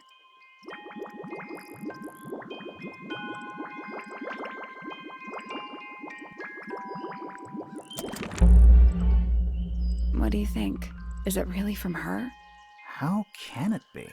Why don't we check the handwriting with Freya's diary? Good idea. Hold on. Well, It's a perfect match. well, it's confirmed. We have a ghost helping us. Let's keep this to ourselves for now. What about the little wooden toy thingy? Maybe we can put it to some kind of use.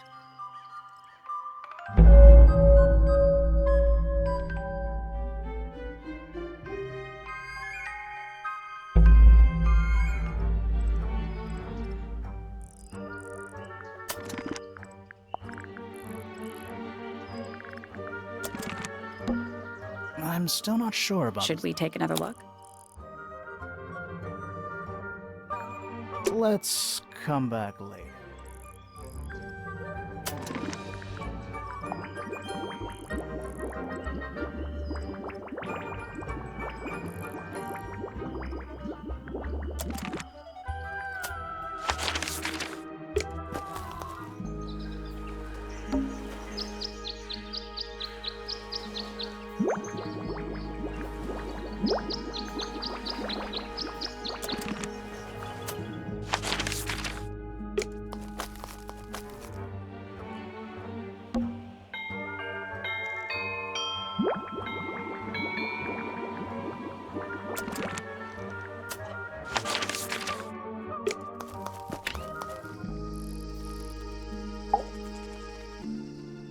So, Fitz, I have a report that you were seen sneaking up Pointer Tower, holding a knife. That's not right. I don't go into Pointer Tower. I don't own a knife. And I don't sneak. Was it Fifi who told you this? How did you know that? A guess. She doesn't like me very much. But yeah, she was mistaken. Maybe she wasn't wearing her eye lens thing. What do you think, Grimoire?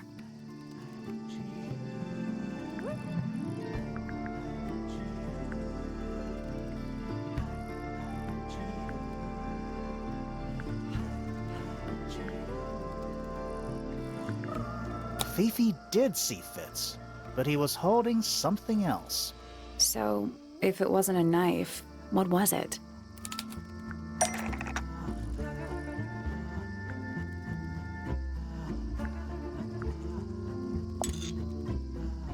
What about this? Ah, that.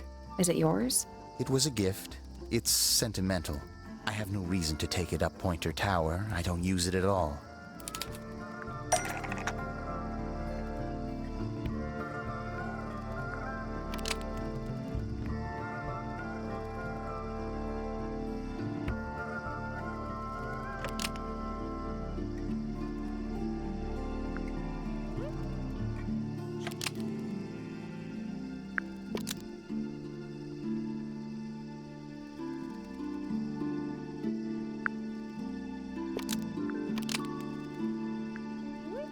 An ornate trowel is used by Fitz to look after a potted flower in Penny's room.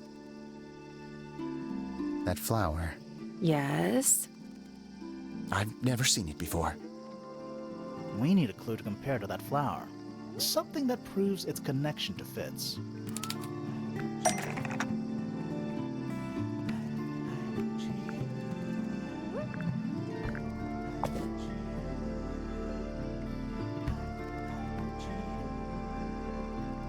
Let's take a closer look at these.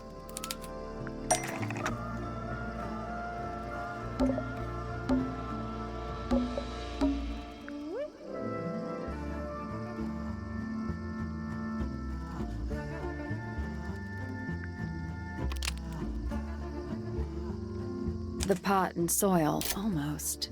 Maybe just change.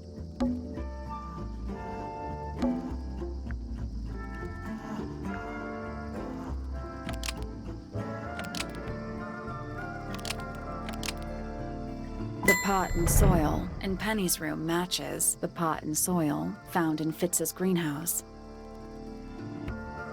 Let me guess. Penny's flower was originally a gift from you, Fitz. There's no way it's a coincidence. No way what's a coincidence. The flower. It looks exactly like Penny. It took me a long time to breed. I wanted the colors to be exactly right. That's some gift. Turns out Penny isn't particularly interested in looking after plants. So I go into her room every now and again, when she's not there. Water the flower, change the soil, just trying to keep it alive. Bit of a decadent flooring choice for a greenhouse.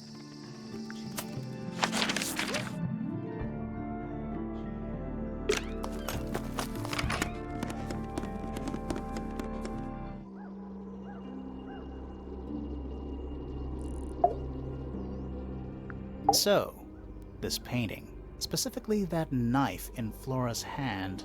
Yeah, it's creepy. But we didn't find a knife anywhere in the room. So what's going on?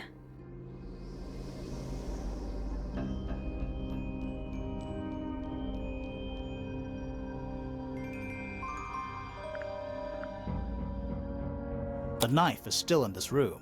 Wait, I'm confused. Me too. So what's going on?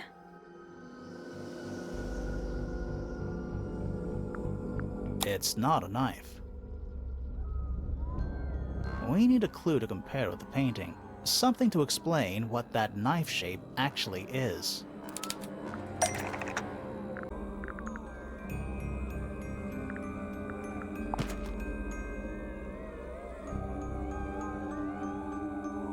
Let's take a closer look at this.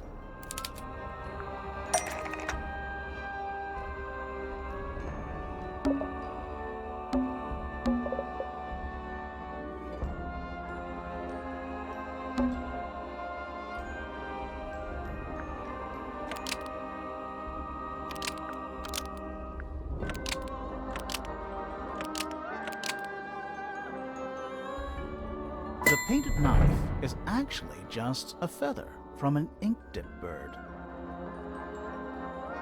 It's definitely the right shape, but the book's not in color. The thing Flora's holding in the painting is red and white, specifically. Is there anything to suggest that the ink-dip bird is red and white too?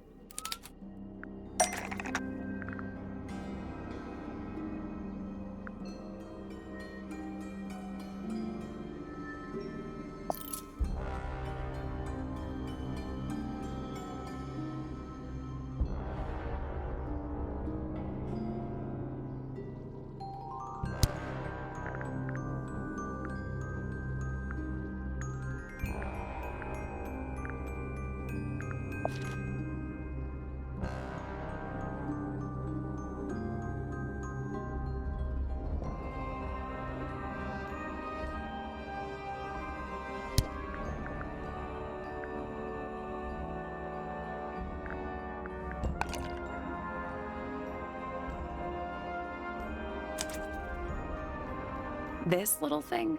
I don't understand why Felix would make a model of this bird as part of a gift for Flora. And come to think of it, why would Flora be holding a feather in the painting anyway?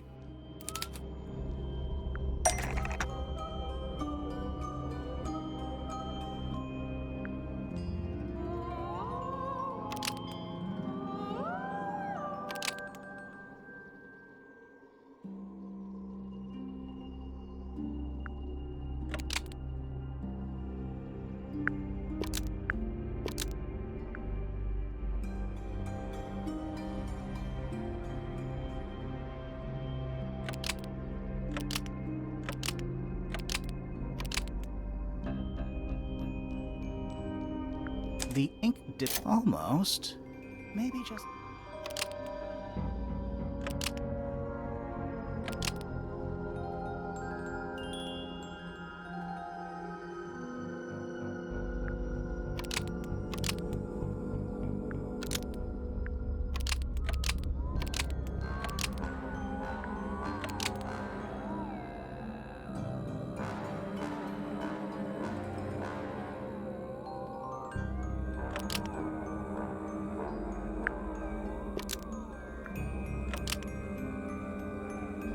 The ink-dipped bird was Flora's pet, so she kept a single feather to remember it by. She kept the bird as a pet. And it died? Maybe it flew away. Flora spends all her time staring out the window. Either way, she kept the feather. I think it was pretty important to her. All right, so she was holding the feather while Freya was painting her. But where is it now? You'd think she'd keep it somewhere close by. Yeah, I think she does. Normally. This is where Flora usually keeps her feather.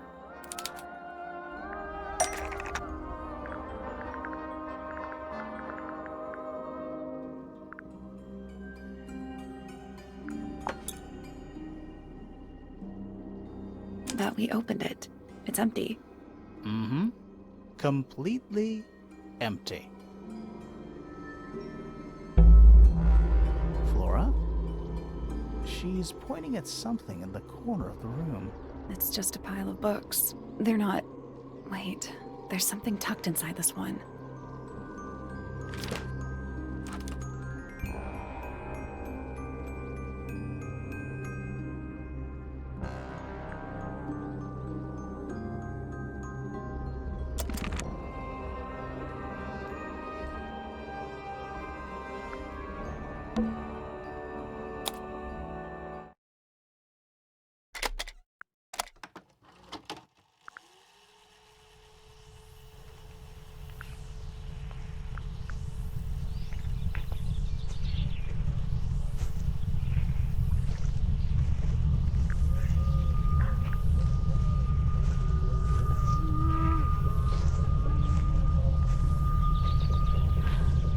Weird. It's someone humming a tune.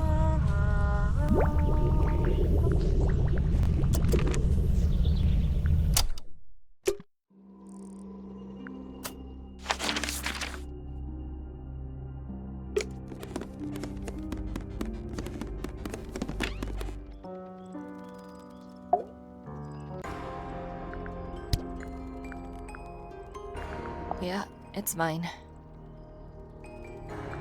Can you play the tune for us? Sure. It's literally 8 notes. I have it memorized.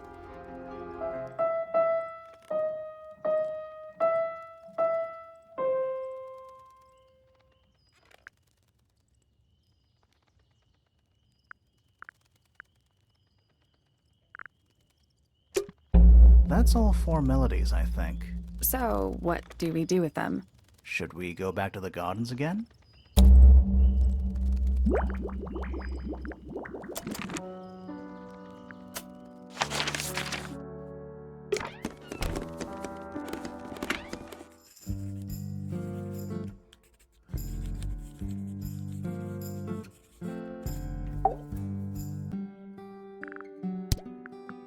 Name, Haksha. Age, unknown. Profession, private detective. Likes, quote, being left alone. Dislikes, Quote, being constantly badgered by a weirdo nerd with a clipboard.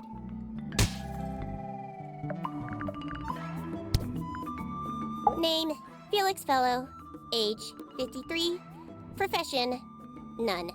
Likes, collecting objects of negligible monetary value and assigning them personal value. Dislikes, the inescapable realities of human existence. Notes, Felix is my father and legal guardian. And, is he a good dad? I have no point of comparison, but I would say no. No? Why not? You asked me a binary question. Do not get upset that I provided one of the two possible answers. What makes him a bad father, Fifi? He has trouble expressing his emotions, and something of a willful detachment from reality. Huh. Just like you, then. Grimoire. No, he is quite correct.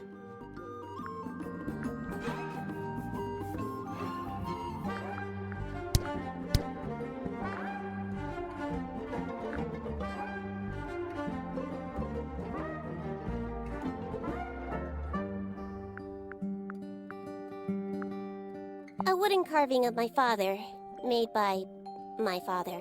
Although, now that I look at it, I do not understand how he was able to paint the red parts without any red paint. Fifi, did you test the red paint in this pot? Yes, I did. I discovered it too was blood, not paint. A whole pot full of blood? Not a whole pot. It is only partially full. Yeah, but still. Doesn't that freak you out? No. In fact, it may be considered rather reassuring.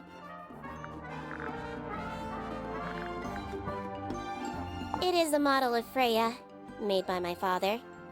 A model of Flora, you mean? And a man with a beard. And a little red and white creature. Why would my father make a model of Freya?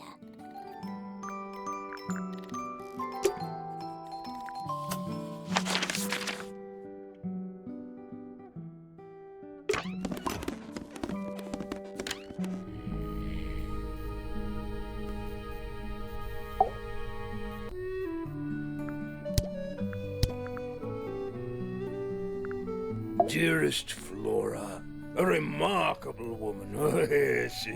Been married over 20 years now. You two still get on? Of course. What a question. She hasn't gone quiet on you. It's true she has an independent streak. She's had it her whole life. She's the youngest of three. Always something of a lone wolf, you know? Just the way she is. Lone wolf is putting it lightly. She doesn't seem to want to talk to anyone. She just likes time to herself, away from the company of other humans. Other humans? Well, yes, other people, you know.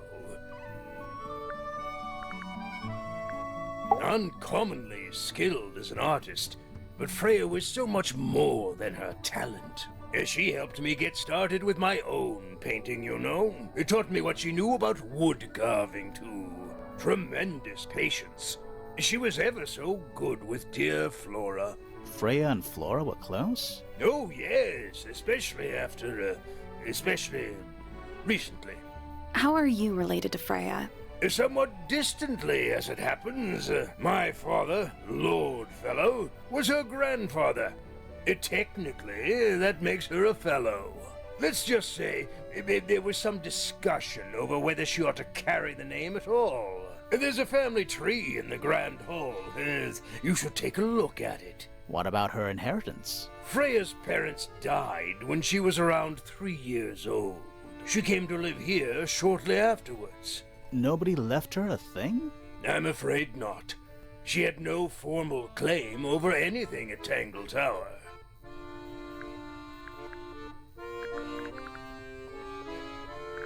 My daughter Fiona, our little burgeoning genius. You've met her? We did. She's going by Fifi these days. So I've heard. I asked her some weeks ago, what's wrong with your real name? She told me, get this, she wanted a name with an even number of syllables. She makes up the strangest things when she's under pressure. What makes you think she made that up? I happen to know the real reason she prefers Fifi over Fiona. Oh, yeah? It's what Freya called her. There's something about Felix's painting supplies. Something suspicious. Let's ask him about it. So, about this paint we found in your room. Nothing suspicious about it. I used it to paint, obviously. Totally normal thing to do. We never said it was suspicious. Come on then, out with it. What exactly are you accusing me of? It's not your paint pot. Did you take it from somewhere else? What on earth? It's definitely mine. I even have proof. Look, the lid matches the ones on all my other paint pots. End of discussion. That's not the end of the discussion. We need a clue to compare with Felix's red paint. Something to prove who it actually belongs to.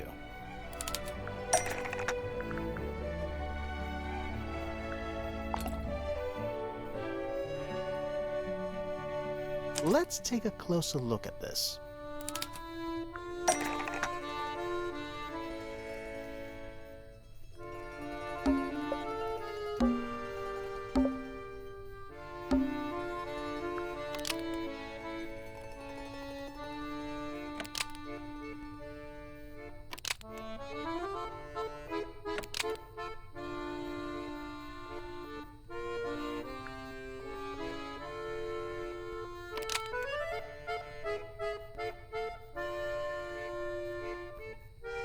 Freya's red... Almost.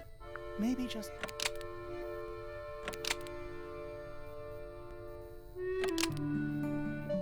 Freya's red paint pot was stolen and replaced with Felix's red paint pot, but the lids were swapped to hide it. That red paint is from Freya's supplies, not yours. Swapping the lids doesn't hide what you did.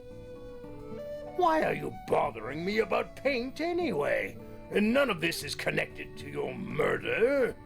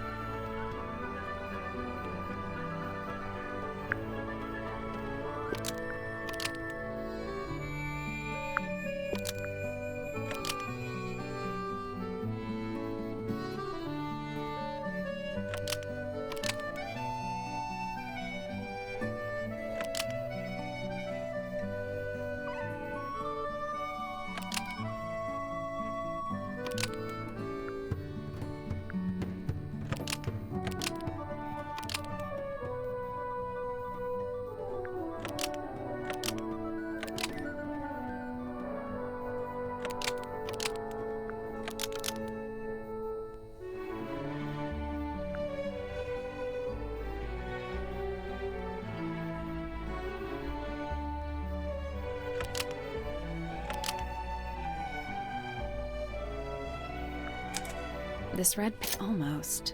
Maybe just...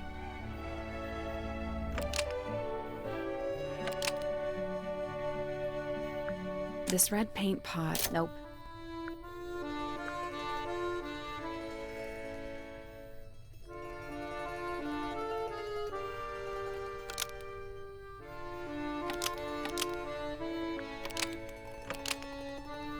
This red paint pot was somehow filled with blood before Freya used it to paint Flora.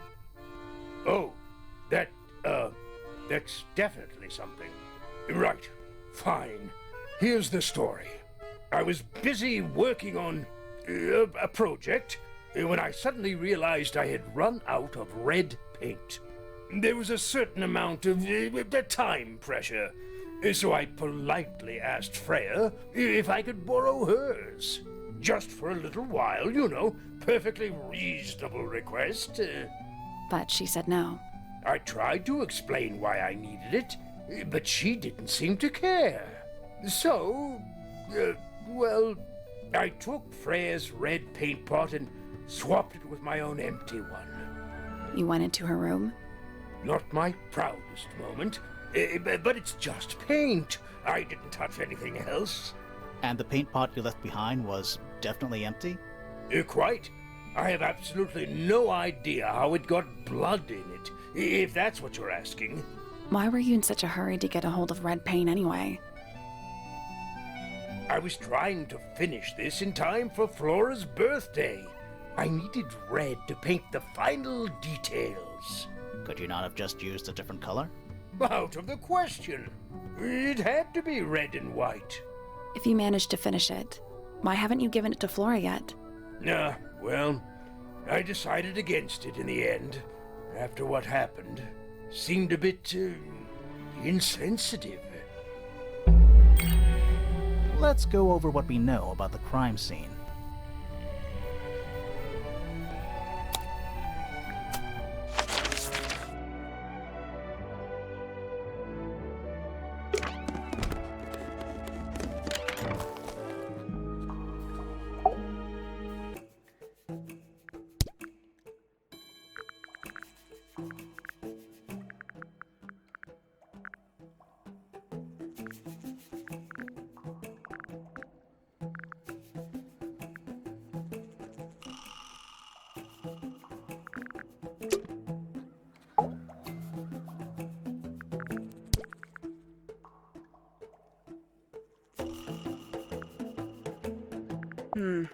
Where did you find this? Do you have any theories about where this might have been? Or who might have had it? I have several theories, but they are my theories, and I'm not going to share them.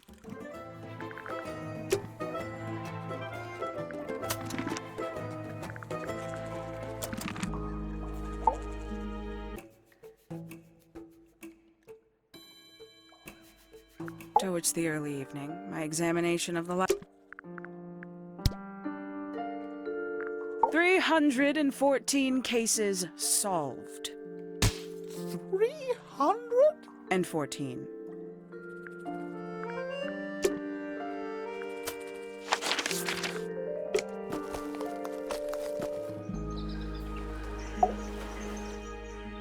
We know a little more about the crime scene now. So, what do you think? Was Freya stabbed by her own painting?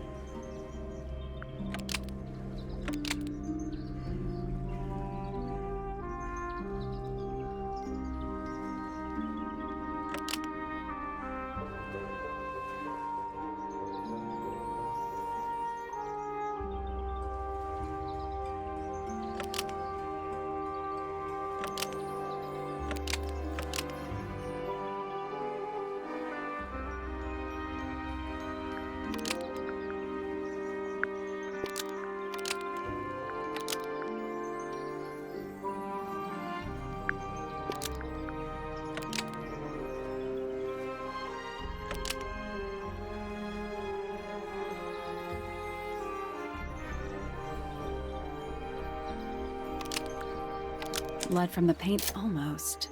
Maybe just...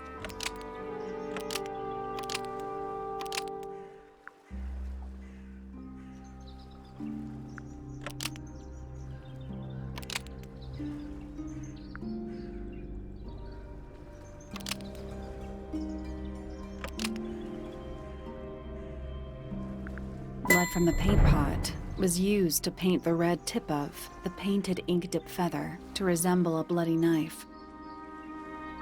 I think you're right. Can't decide if I'm disappointed or relieved. I have a question. Why? Either it's a very strange coincidence, or somebody set it up. Somebody deliberately put blood in the paint pot and hid that feather after the crime. Why? To distract us? Possibly. Well, it worked. Possibly. Flora's the only person who could have hidden the feather, unless someone took it from her. Let's go over what we do know. The door was locked the whole time. It stayed locked until Fitz kicked it down. Normally, it can only be opened from the inside. Pointer said he couldn't see Freya from his telescope, but he did see Flora lying by the window. So whatever got Freya got Flora too? Except Flora survived. She didn't get a stab wound like Freya did. Hold on. If there was no knife, then what did stab Freya? It could be anything. It might not even be important. How is it not important? Right now, I'm less interested in the what, and more interested in the how. The angle of Freya's wound suggests she was stabbed at a perfect right angle. That is, from directly in front of her. But she was standing right up by the canvas. Somehow, Freya ended up lying on her back, still perfectly in line with a painting. Maybe something went through it. Through the painting? Wouldn't that leave a hole? Okay, well, how about this? How do we know Freya was stabbed before she fell over? Maybe her being stabbed and her falling over are completely unrelated.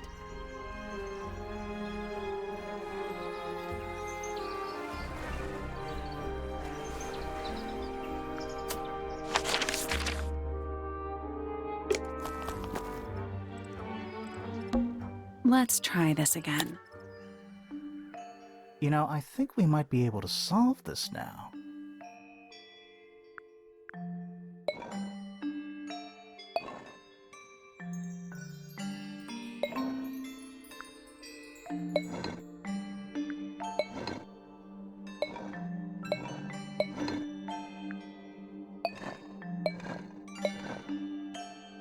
That's gotta be right.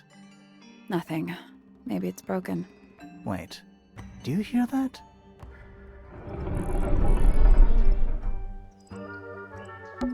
Are we gonna go in? Yeah, but there's a couple of things I want to do first.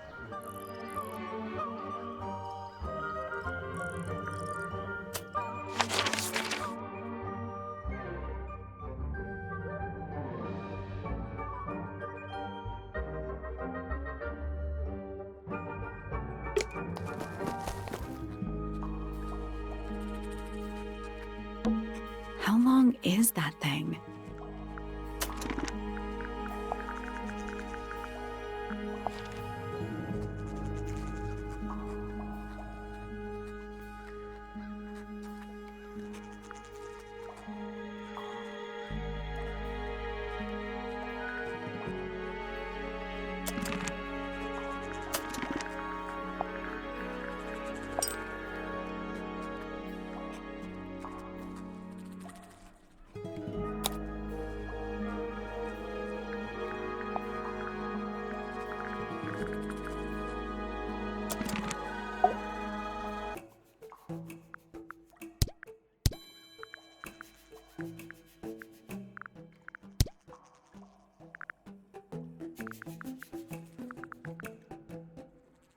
This belongs to you, Hawkshaw?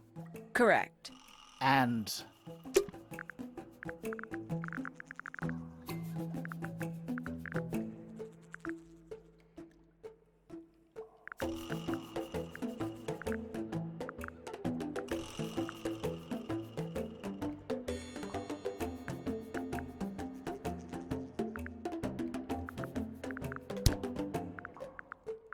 Professor Pointer is a respectable astronomer. Keeps himself to himself. What? We're just surprised. that was the most polite you've been about anyone.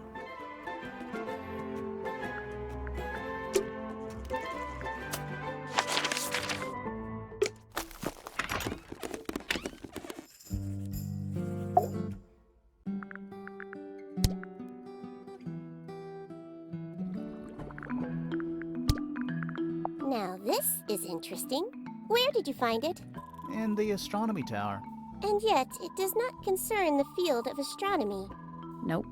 In fact, you could even say that entomology is the exact opposite of astronomy. Yeah, you could. I would not say that, however. Oh, you wouldn't? No, it would be quite naive. To study science in any field is to study the connections between all matter in the universe, living or inanimate.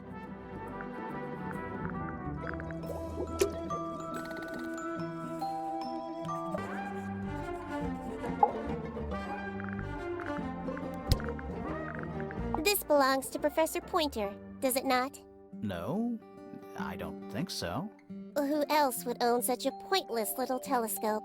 It's a telescope. Oh, yes. It has a telescopic lens. It could only be used for looking at things that are far away.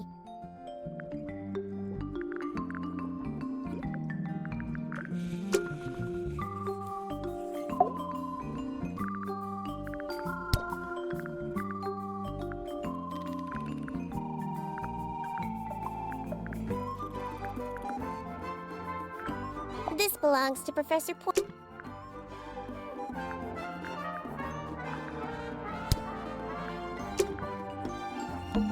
Books about geography. Skip.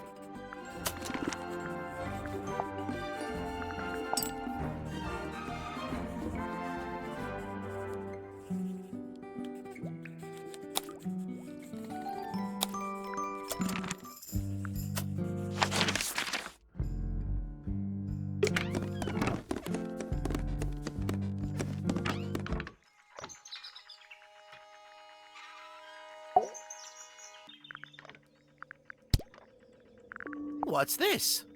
It looks like it might be a telescope. Thought you might know something about it. Well, it certainly is a telescope. It has a part there to screw onto a tripod, you see. It's rather small, though. I'm not sure you could see many stars with it. No, probably not.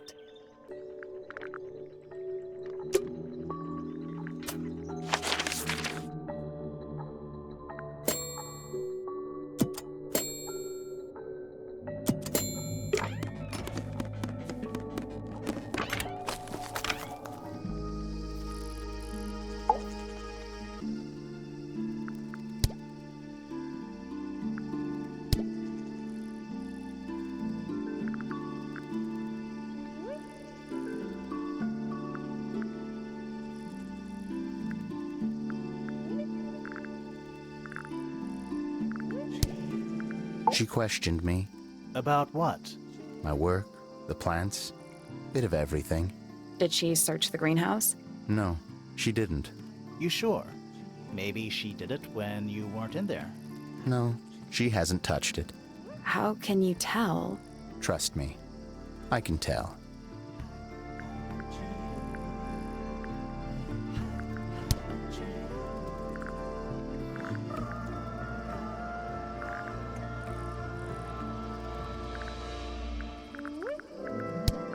She was always kind to me.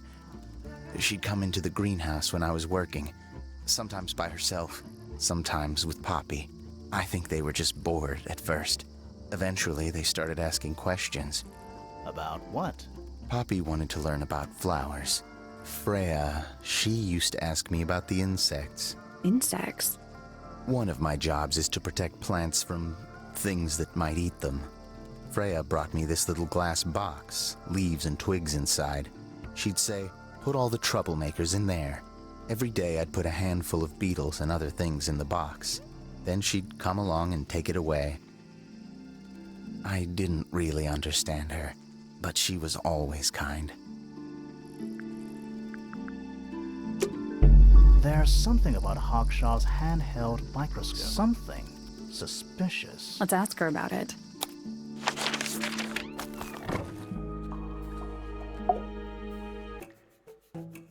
This little microscope thing?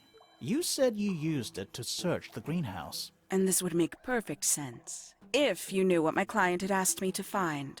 Of course, I still have no intention of disclosing that information. You're such a tease, Hawkshaw. Don't worry, we already worked out what you're searching for.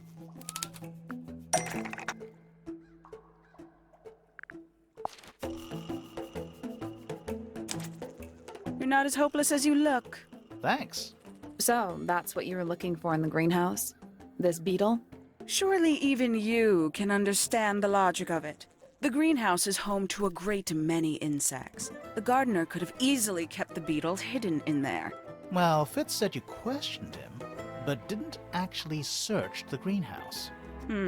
He is not exactly the type to appreciate subtlety. He simply didn't notice that I was using my microscope. What do you reckon, Grimoire? I know for a fact she didn't use the microscope in the greenhouse. It's not a microscope at all.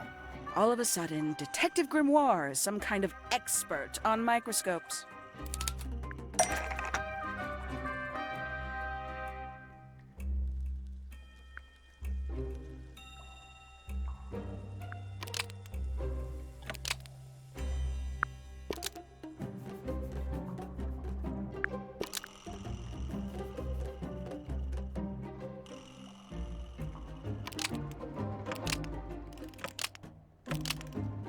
handheld microscope, according to Fifi, uses a telescopic lens, so Hawkshaw lied about it. I'm inclined to believe Fifi when it comes to stuff like this. Hawkshaw, why did you lie about owning a telescope? When you were a child, what did you aspire to become? A detective? Naturally. Emperor of the Galaxy? I wanted to be an astronomer. Really? I harbored a desire to understand the secrets of the wider universe. A fool's errand, to be sure, but a seductive one. At 15, I decided instead to apply my intelligence to the world around me. And so, I became a detective. But the yearning for elusive knowledge is a powerful force. I tried to keep it with me. Sorry, but we're way off track. What's the deal with the little telescope? A memento from my childhood. Little more than a toy. Why did you bring it with you? When I discovered that it was Professor Pointer who had hired me, I dared to consider it something of a planetary alignment. I had hoped he might sign my telescope. An extremely childish indulgence, I admit. I never would have guessed. Hold on. You're admitting you didn't use it in the greenhouse then? Correct. As it happens, I have no need to search the greenhouse to such a degree. Professor Pointer doesn't consider the gardener a suspect in our theft investigation. So, who is your suspect? Things have become complicated. My lead suspect is your murder victim. Are we done? For now. It's about time we found out what's beneath the garden.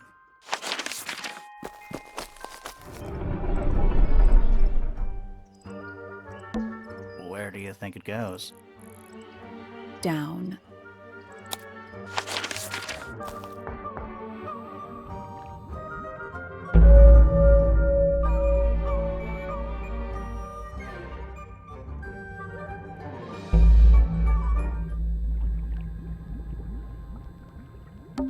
Forensic Entomology, Volume 3. That's an incredibly specific area of study. Bugs. Big ones. Looks like they're made of metal.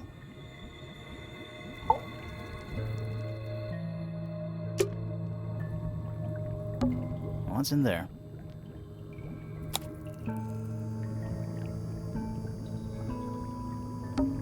Nine beetles.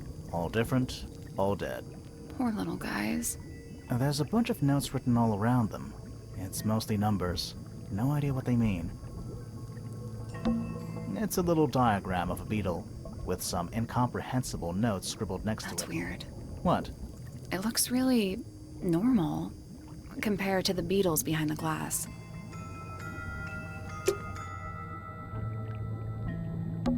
Is it locked? Seems likely, doesn't it? Weird looking safe. I'm pretty sure the latches can slide into the middle.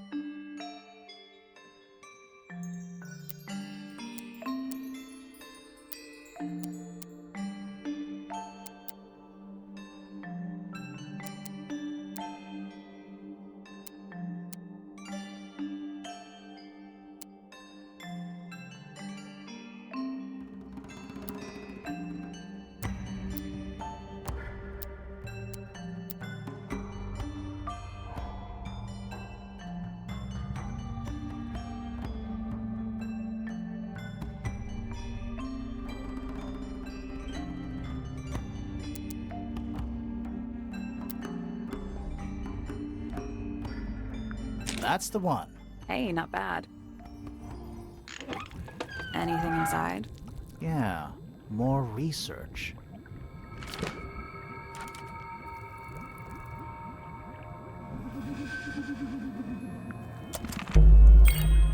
Whose research is this? This is some seriously in-depth research. That's impressive, but it's incomplete. There's a section missing.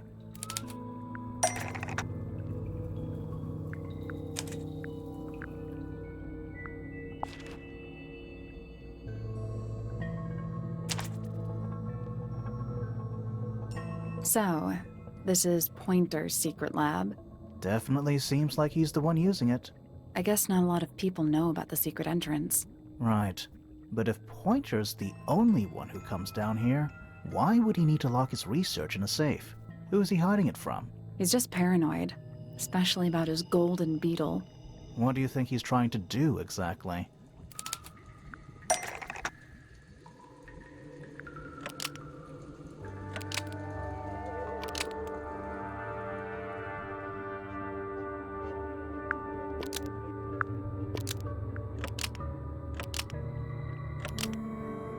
Pointer has been trying to breed the golden beetle in the underground laboratory. Why? Because it's rare? Because it's gold? Is that it? I think so. I don't think he cares about entomology any more than he cares about astronomy. He just wants to get one over on Felix. If he can breed his own gold, suddenly Poppy's inheritance is looking pretty, Infinite. Might explain why he was so worried about losing the beetle. Maybe somebody did steal it. Might have been Freya after all. We know she was trying to get through the secret door in the garden. She might not have known what was down here, though. Maybe she was just curious. Curious, sure, but not naive. I reckon she knew what was going on. I think we're still missing the bigger picture. There's no way this is all just about a beetle. We're done. Ready to go down? Again?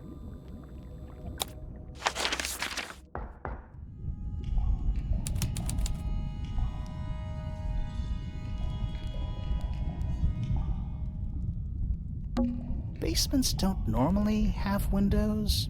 We're at the bottom of the lake. It must be. Right. But if that's the lake bed, why does it look like that? Like what? White, smooth, no plants, no anything. That's not what a lake looks like.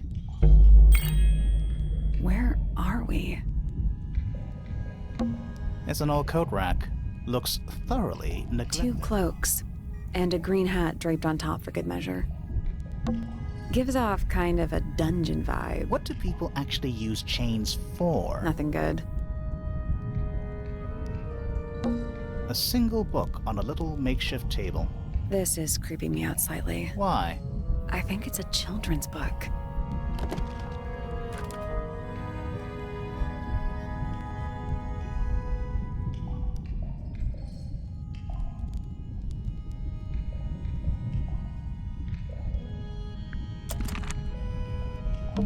We're too late.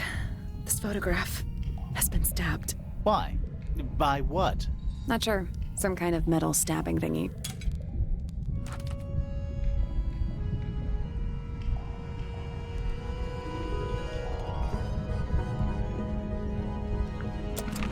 So what's the photo?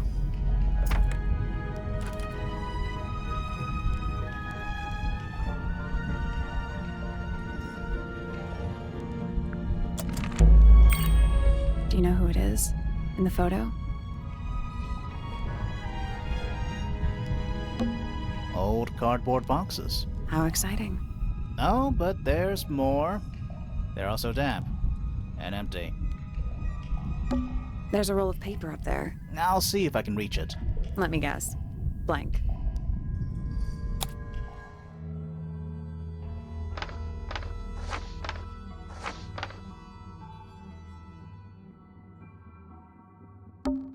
That's the room we're in now. It must be. It's not labeled as anything on these plans, though. I think it already existed when this was made.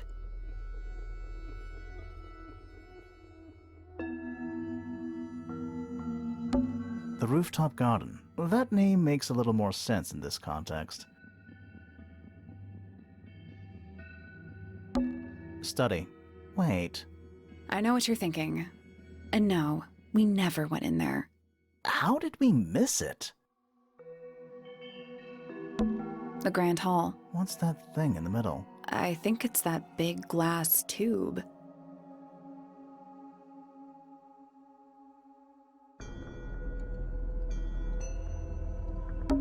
It's the aviary. That's the lake, right? I think that horizontal line might be the water level. It used to be a lot lower down than it is now. Misted Mansion. North side. Is it not Tangle Tower? Tangle Tower. Before the towers?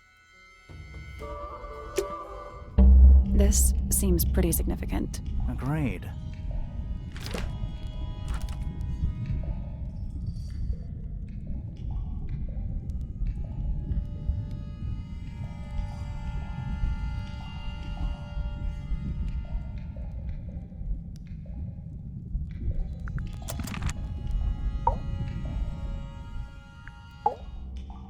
Did you notice how much light this room has? For a room with one candle? It's all coming through the window. I'm pretty sure lakes are supposed to be darker at the bottom, not lighter. Why is there a room down here anyway? And why is it so much older than the rest of Tangle Tower? We still don't really know why people came to live here in the first place. Maybe they just wanted to get rich, like Pointer with his beetles. I feel like the Remingtons came here for the lake, for what was in it. It's empty, though. More empty than a normal lake would be. It is now, yeah. Maybe we're too late.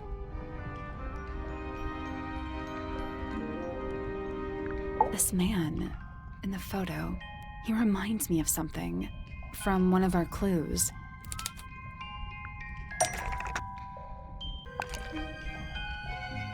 Felix made a little model of him for Flora. Yeah, it makes sense when you know who he is.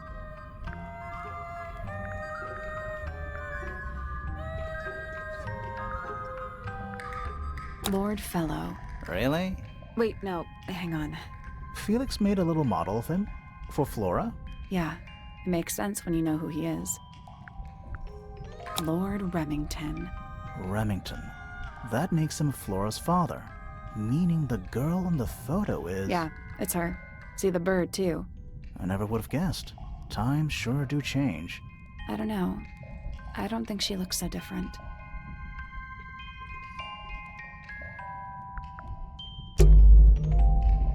Let's head back up to the Grand Hall. I want to find that last room.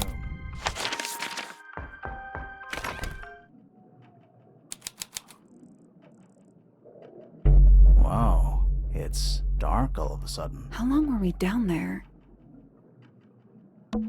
This must be it. This thing goes all the way up. How are we supposed to get up there? Hang on, it's pitch black, but I think there's a switch.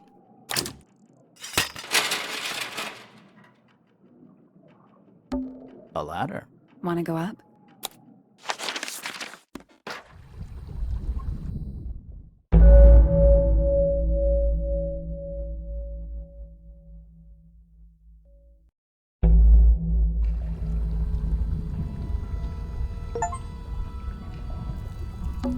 It's a wooden pinboard, hung up on one of the chains. Looks like there's a couple of things missing from it.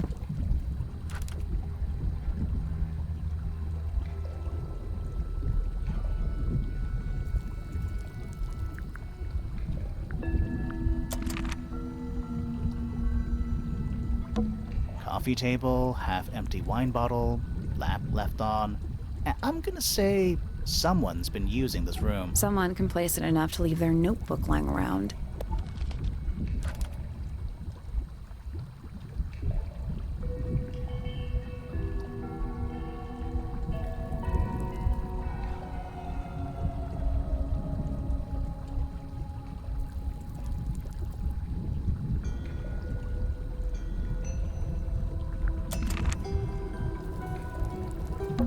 An axe and some kind of hunting rifle, mounted Honestly, doesn't look like they've been moved in a few years. I'm more worried about the third one. The third one? The one that isn't there. An incinerator built into the wall. It's still pretty hot. Is there anything left inside? It's mostly ashes. But yeah, there's something.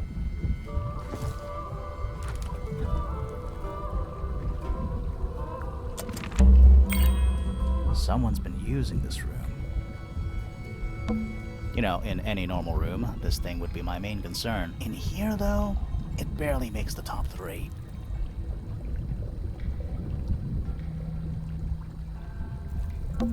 Dragon? Snake? Worm? That's the one.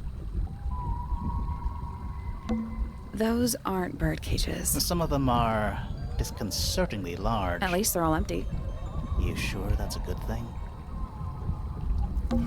Who are all the people in this photo? Not sure, but it looks like someone didn't like them very much. Their eyes have all been crossed out.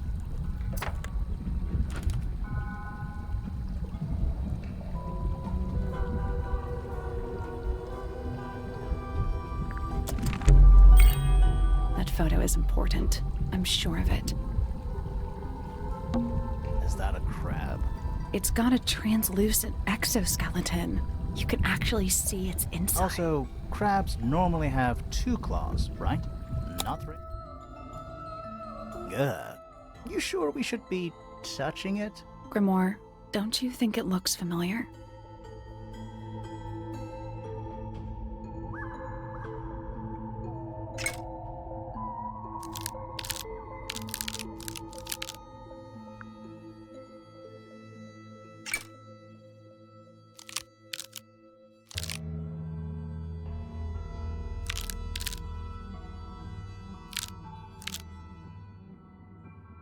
This crab really reminds me of something.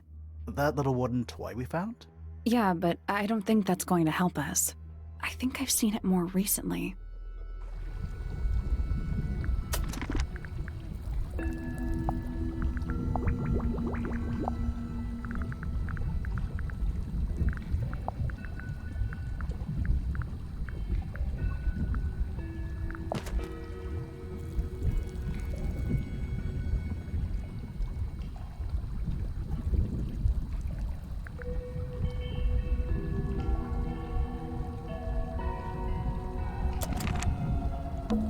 Is that a crab? It's got a Also, crab.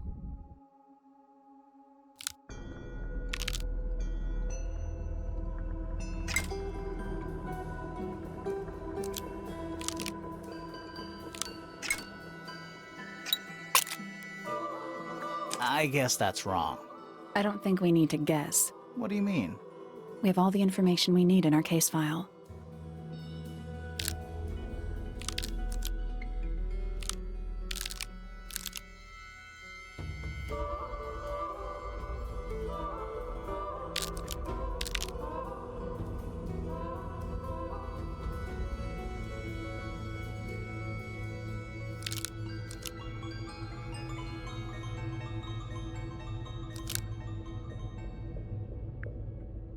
Perfect.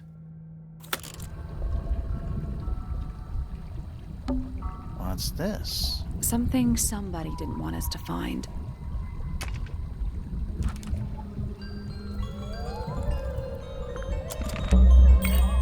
What is it? I don't get it. This room is in the original building plans for the mansion, but nowadays it's some big secret? It's not a secret to everybody. At least one other person still knows about this room. The way the notebook was left out on the table makes me think it's someone who has the room all to themselves. Whoever it was, they left more than just the notebook. There's a whole design project on this pinboard. Feels like someone put quite a bit of effort into it. It's a shame there are things missing from it. I'm betting it'd make more sense if we could see it all together. That might not be impossible, you know.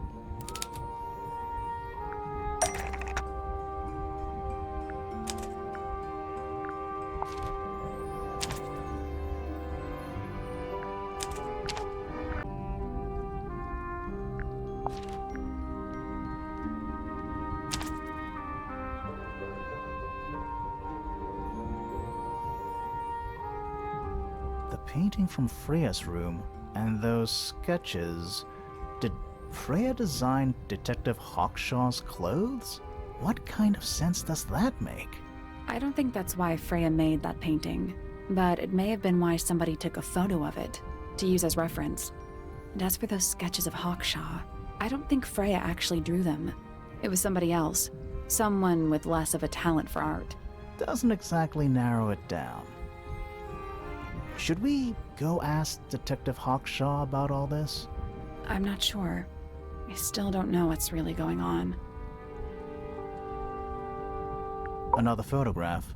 Their faces are all crossed out with some kind of black ink. That's weird. Oh, you think so? No, I mean, something I just realized. Sally, did we meet any of these people here at Tangle Tower? Well, the woman on the left looks a little like Poppy, but her style is way different. And at first I thought the guy on the top right was Felix, but now that I look at it, I don't think it is him. Was someone trying to hide it? From us? I don't know, but it looks incomplete to me. I want to know what happened to the rest of it. Where are the other parts?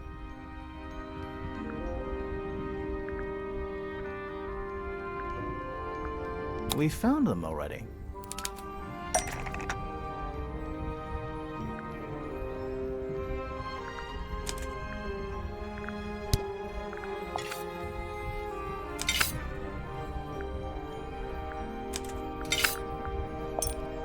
I think that might attach the crossbow, but not this part of the crossbow.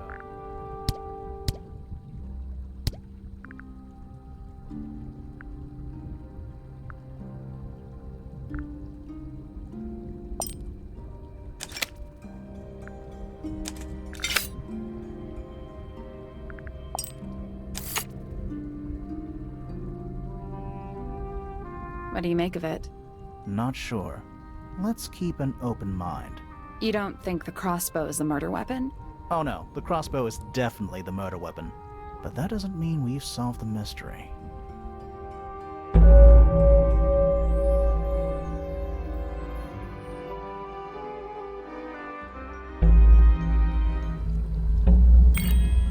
Time to solve this. All right, break out the notebook. Time to put it all together. Let's start with this. It's an arrow for the crossbow, and it matches Freya's wound. It's the murder weapon. I'm sure of it. Despite the fact it doesn't have any blood on it, and it wasn't found anywhere near the crime scene. It was cleaned, then it was hidden.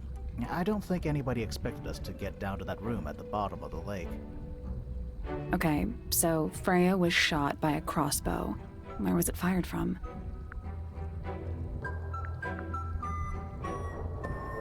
It was fired from above Freya. Above, huh? Yeah, our diagram doesn't show everything. Let's add in the rest of the crime scene. The attic. Perfect hiding place. We even found a part of the murder weapon up there. The reel was used to pull the arrow back up through the crack in the floorboards. Explains why we never found a weapon at the crime scene, I guess. The murderer must have dropped the reel in the attic. I'm guessing they were in a hurry to escape. Wait. The arrow was fired through the crack in the floorboards? Yeah, it's directly above where Freya was found lying on her back. Nope. Doesn't add up. It would have missed her if she was still standing up by the painting. Ah, right. Unless... Freya was already lying on her back before the arrow was fired. I think so too.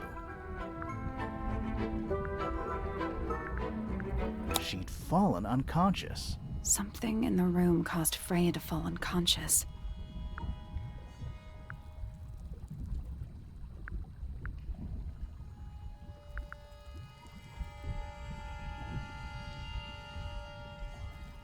paint fumes. I'm not sure about that. Me neither. Something in the room caused Freya to fall unconscious. The gramophone. Right. But the gramophone by itself can't do that.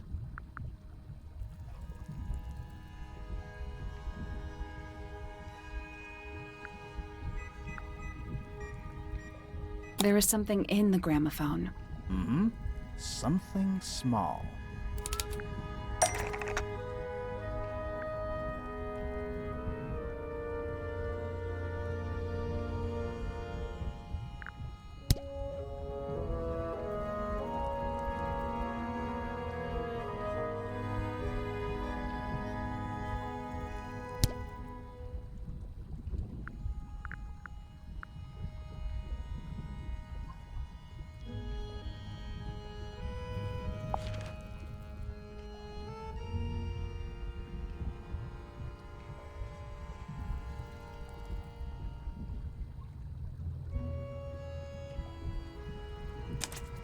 Pointer's research says it can emit an incredibly loud hiss when it feels threatened.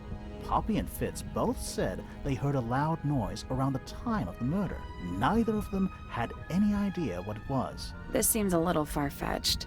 Is it really loud enough to knock someone out? No, I don't think so, not by itself. But don't forget, it was being amplified by the shape of the gramophone. Now, I don't think we're purely talking about volume either. It might just be a particular type of frequency. This is getting kinda scientific. Since when do you know anything about the effects of weaponized audio frequency? I don't, but I think someone else does. Do you remember that statue we found in the music room? The hornet's playing. It's a pretty similar shape to the one on the gramophone. That broken glass isn't there on accident. This is someone's science experiment. Thinking about it, Pointer said he saw Flora was knocked out too. I guess they were both in range of the noise, although Pointer might have been lying. Personally, I think he was telling the truth about that. It's pretty clear a powerful frequency did pass through Flora's tower. Caused quite a bit of damage too.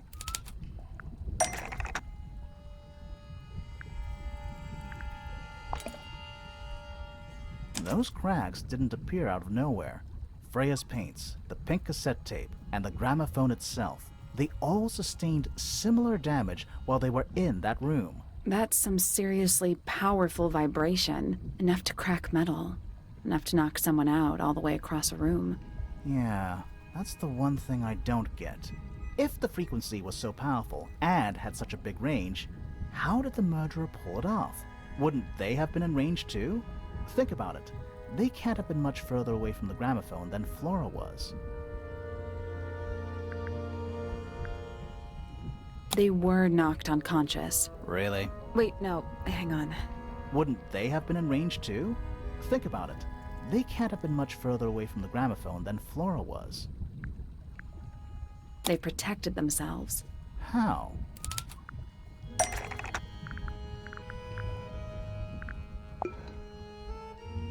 These are some pretty heavy-duty earmuffs.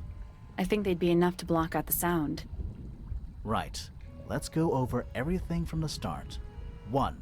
Freya is painting Flora's portrait. They're listening to music on the gramophone. 2. The murderer is hiding in the attic, wearing earmuffs. 3. The golden beetle starts to emit its hissing noise. Hold on. How did it know? The beetle? Yeah, what triggered it at that particular moment?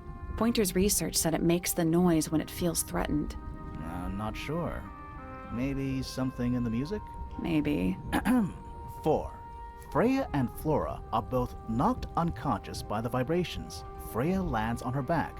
She drops the brush and palette by her side. 5. The murderer fires the crossbow directly downwards. 6. The arrow is pulled back up on the reel. 7. The murderer leaves the attic, presumably. 8. The door is kicked down. Fitz and Poppy enter the room. That's it. There's something bothering me. What? I just want to check something. Let's go back to the crime scene.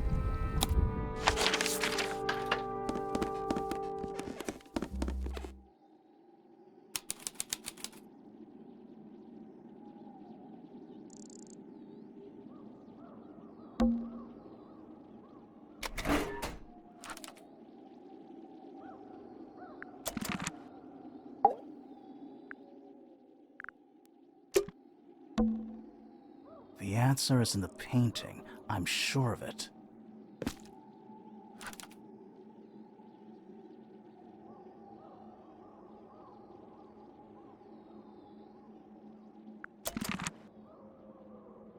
The plant. It's in the book. What? Look.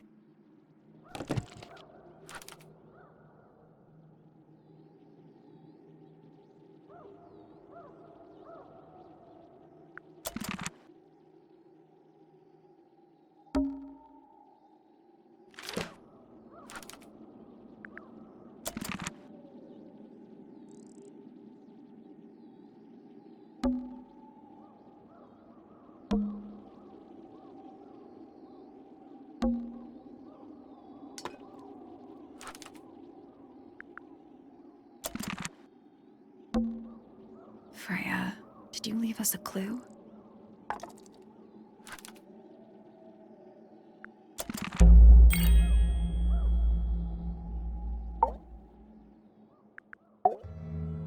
So what's bothering you? Something that's not here. The thing we didn't find. We know she was holding it during the painting. Flora's ink dip feather? It was here. In this room. Where'd it go?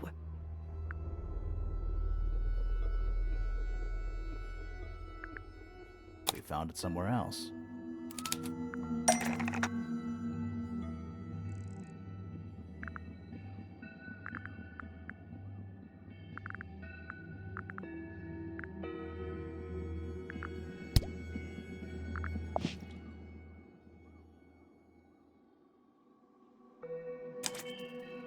We were a little too late to save it. So it was stolen from the crime scene. And ended up in the incinerator down in the study. Someone wanted to destroy it, I guess. But how? How was it stolen from up here in Flora's tower? Presumably, Flora dropped it when she fell unconscious. Yeah, and then what? The murderer couldn't have stolen it if they were up in the attic. So the question is, how could they steal something from a room they weren't able to access? The final clue about the crime scene. Freya left it for us right here.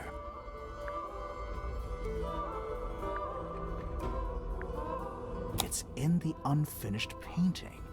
It's not quite a photo, but still, it's an image of the crime scene recorded just before the murder. If only she'd finished it, and then I could be totally sure. It's true she never finished it, but she did intend to finish it. Meaning? We know more about the painting than what Freya actually got down on the canvas.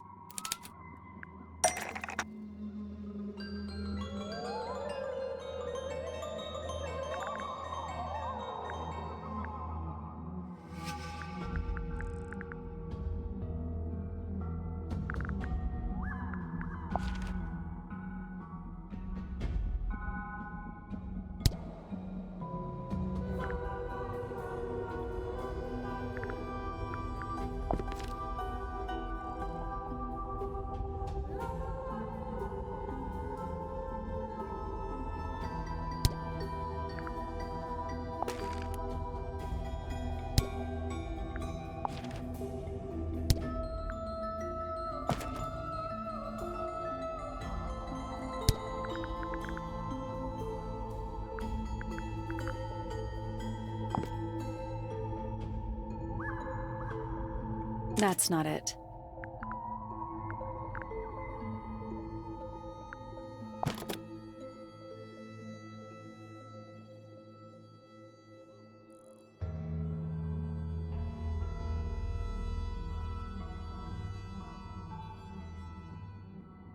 That's not it.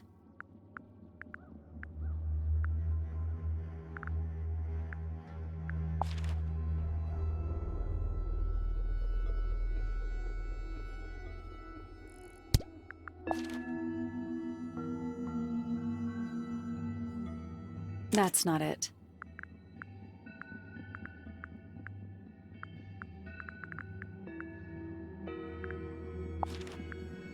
That's not it.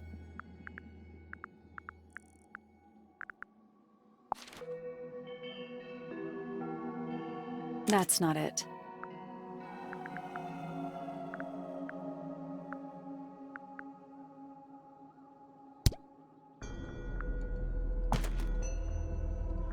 That's not it.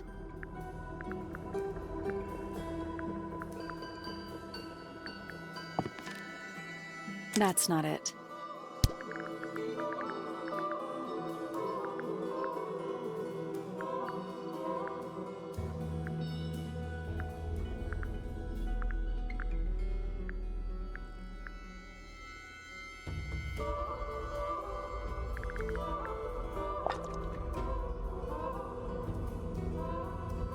Freya prepared all the colors she was going to need before she started painting.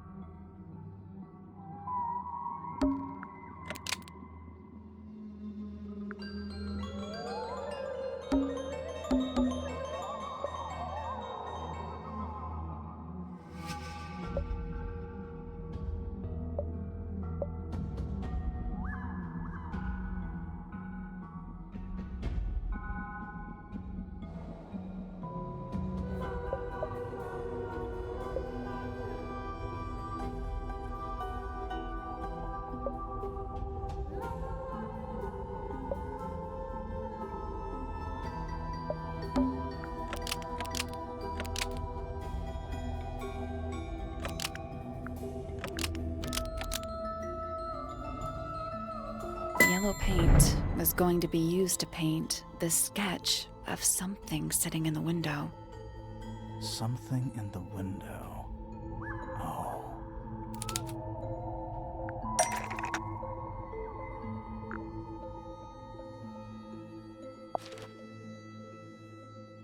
That's not it.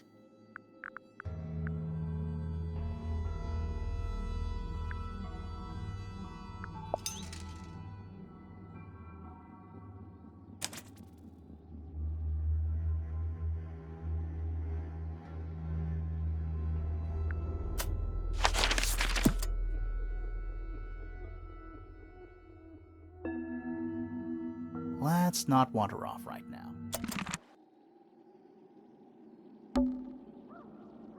There she is.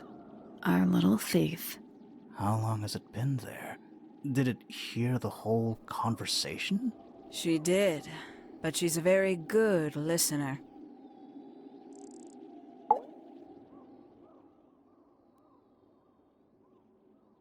Well now, I think this has quite served its purpose, don't you?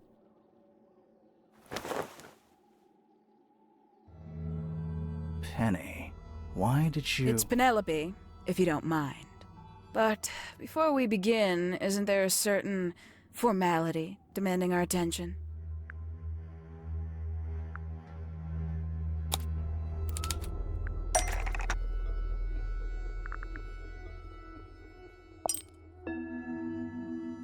Lovely. Now, tell me, what was it that drove you this far? I'm ever so curious.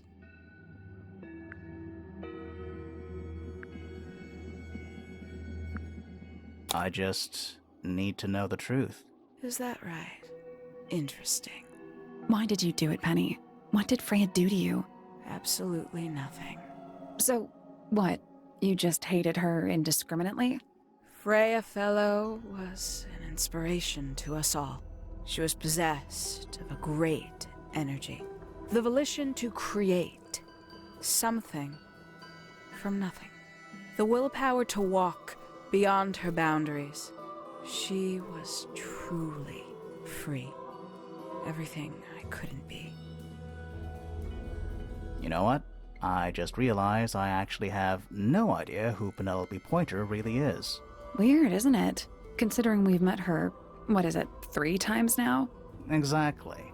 How do we know this one isn't a disguise too? You think you've already hollowed us out, don't you? Only a few short hours at Tangle Tower, and you feel like you've got everyone sussed. Unearthed every single one of our secrets. Nothing but bullet points for your notebook. Go on, indulge me.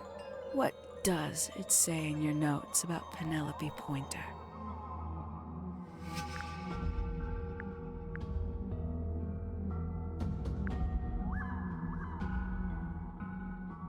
I suppose I can't argue with that, can I? Penny, we only know what you choose to tell us, so why not help us out? Very well. Penelope Pointer is actually not very important at all.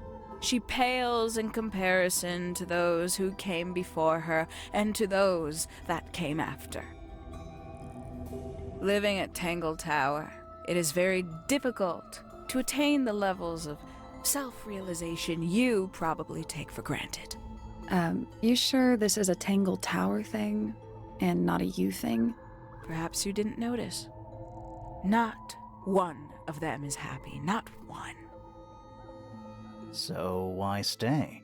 Why not just leave? I thought she did leave. Penny, you said you traveled, didn't you? I did. Many times I've walked away. It did not help me. You saw the family tree hanging in the grand hall, did you not? Yeah, it lists a bunch of people who don't live here anymore. A bunch of people who don't live here anymore. I couldn't have put it better myself. My mother, for one. My father, too. The other two Remingtons. Poppy's mother, Primrose. And her brother, Richard. And Fitz's father. That's 5. 5 people that might have lived here, but don't. And that was the first question I wanted answered. You wanted to know where they'd all gone? More than that, I wanted to know if I belonged with them. I have no place here. Not among the Fellows, the Remingtons, or the Pointers. But I felt there must be a reason why everyone else left. Some common purpose they all shared. Perhaps it could be my purpose, too. So, what did you actually do about it? Nothing I could do, at first. Nobody would tell me anything. The more questions I asked, the fewer answers I got. Then, I found it. I was 19. Same age Freya is now. Found what?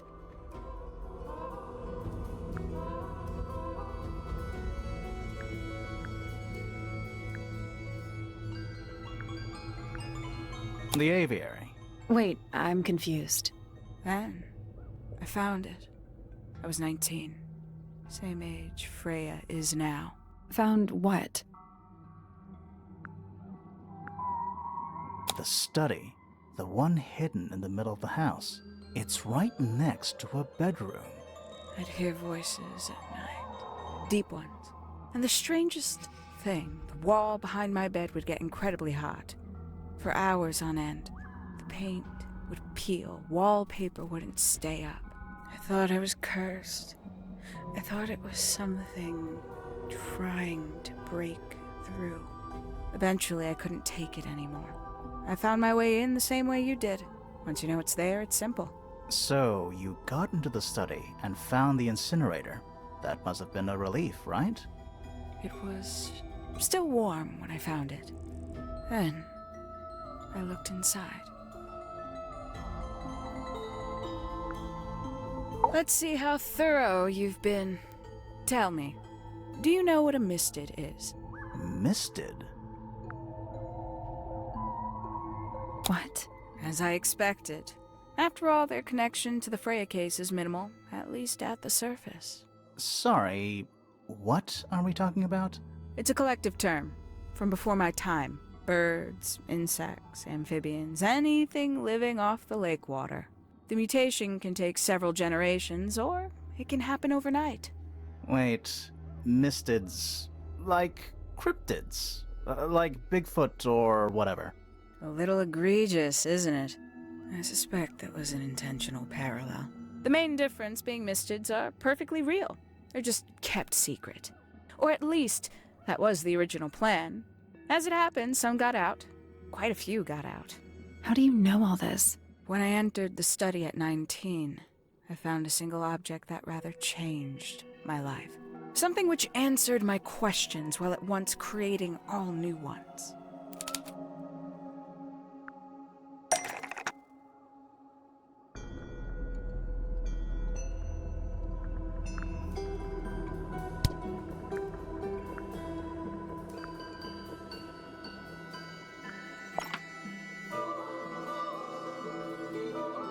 The 5 missing family members standing together as a single unit, calling themselves the ambassadors of Misted Mansion.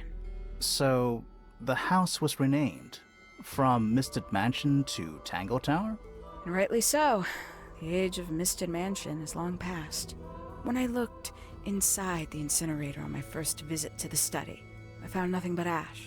The afterimage of a bygone era denied to me in its entirety. The study, the room at the bottom of the lake itself, all empty shells.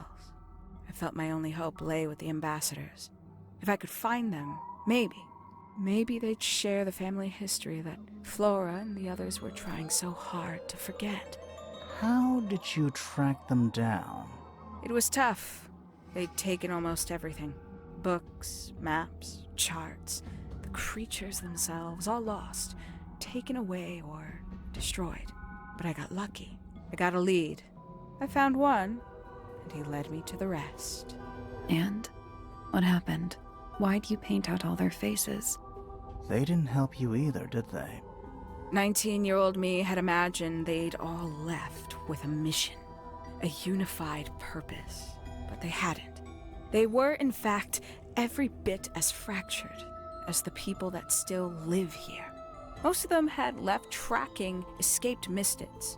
Some claimed to be researchers, others little more than hunters. All 5 completely useless to me. Even your own parents? Eventually, I returned to Tangle Tower. I had nowhere else to go. I considered giving up. But instead, I made a decision. There was only one person at Tangle Tower still of interest to me. My dear Uncle Pointer had suddenly made a show of taking up astronomy. A fairly superficial charade. I don't think many people were fooled by it. But I knew it wasn't just a falsehood. It was a mask. Pointer had found something from the era of Misted Mansion.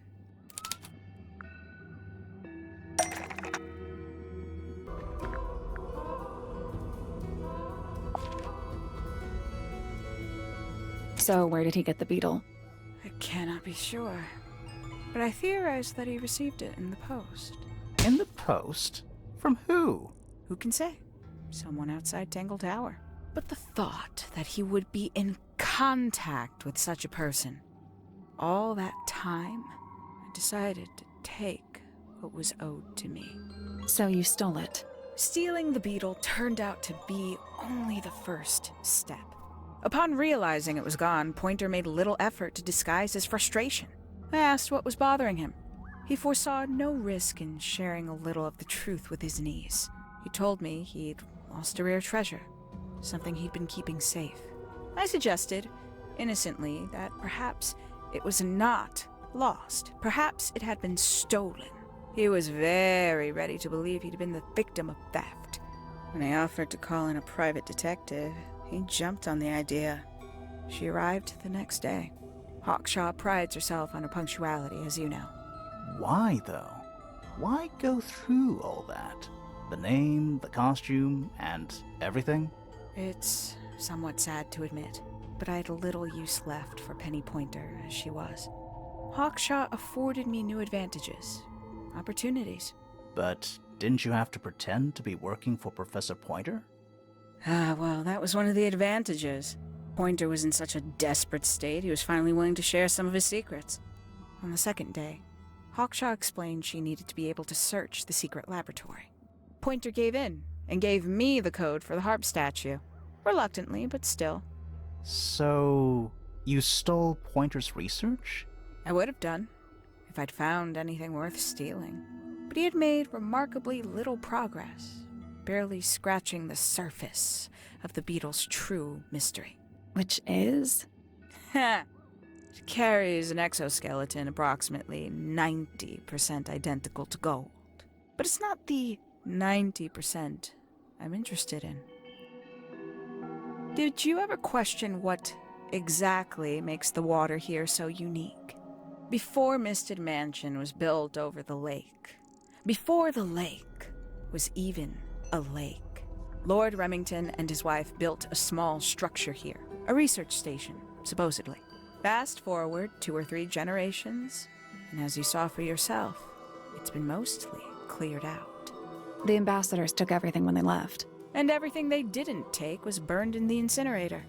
However, possessing additional insight, I found something the others had missed.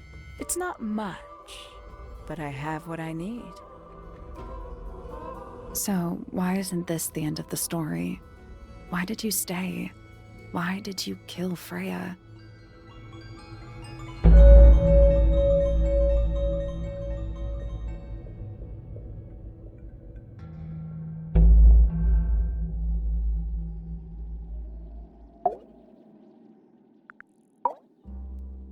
Simply put, Freya was too good for me. It's my fault. I pushed her over the edge, unknowingly, but still, I take the blame. What are you talking about? Did you know I based the design for Hawkshaw on something Freya painted?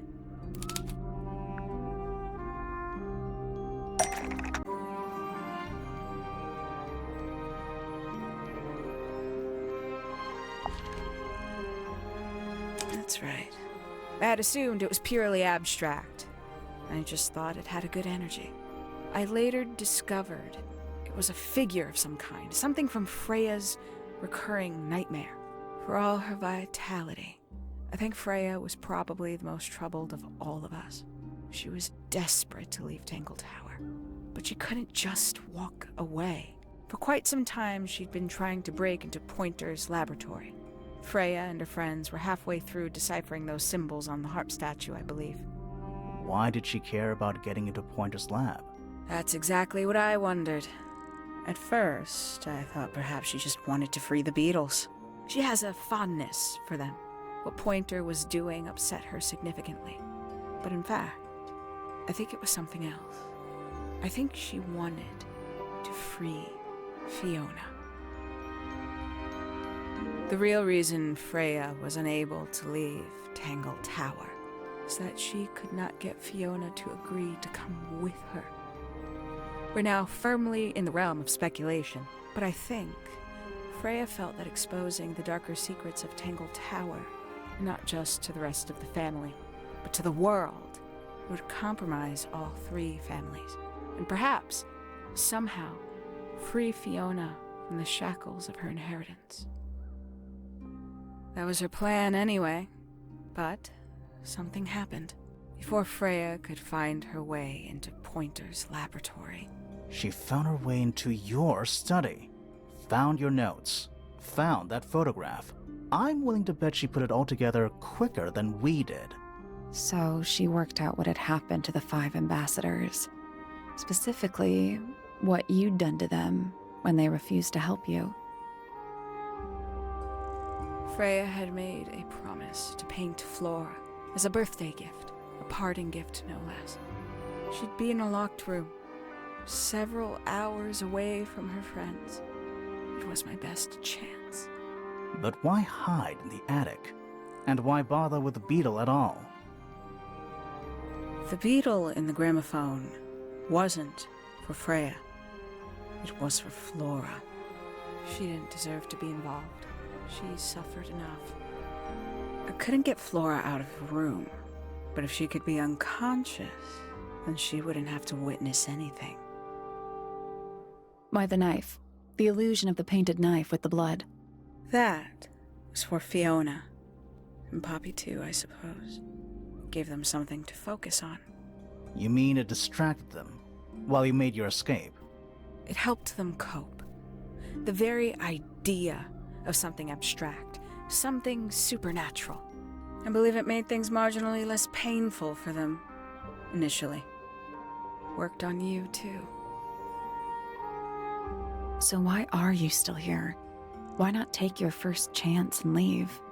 Well, I've been waiting for an opportunity to get my beetle back. I'd really rather not leave without it. Wait, it's still here? It's still inside the gramophone.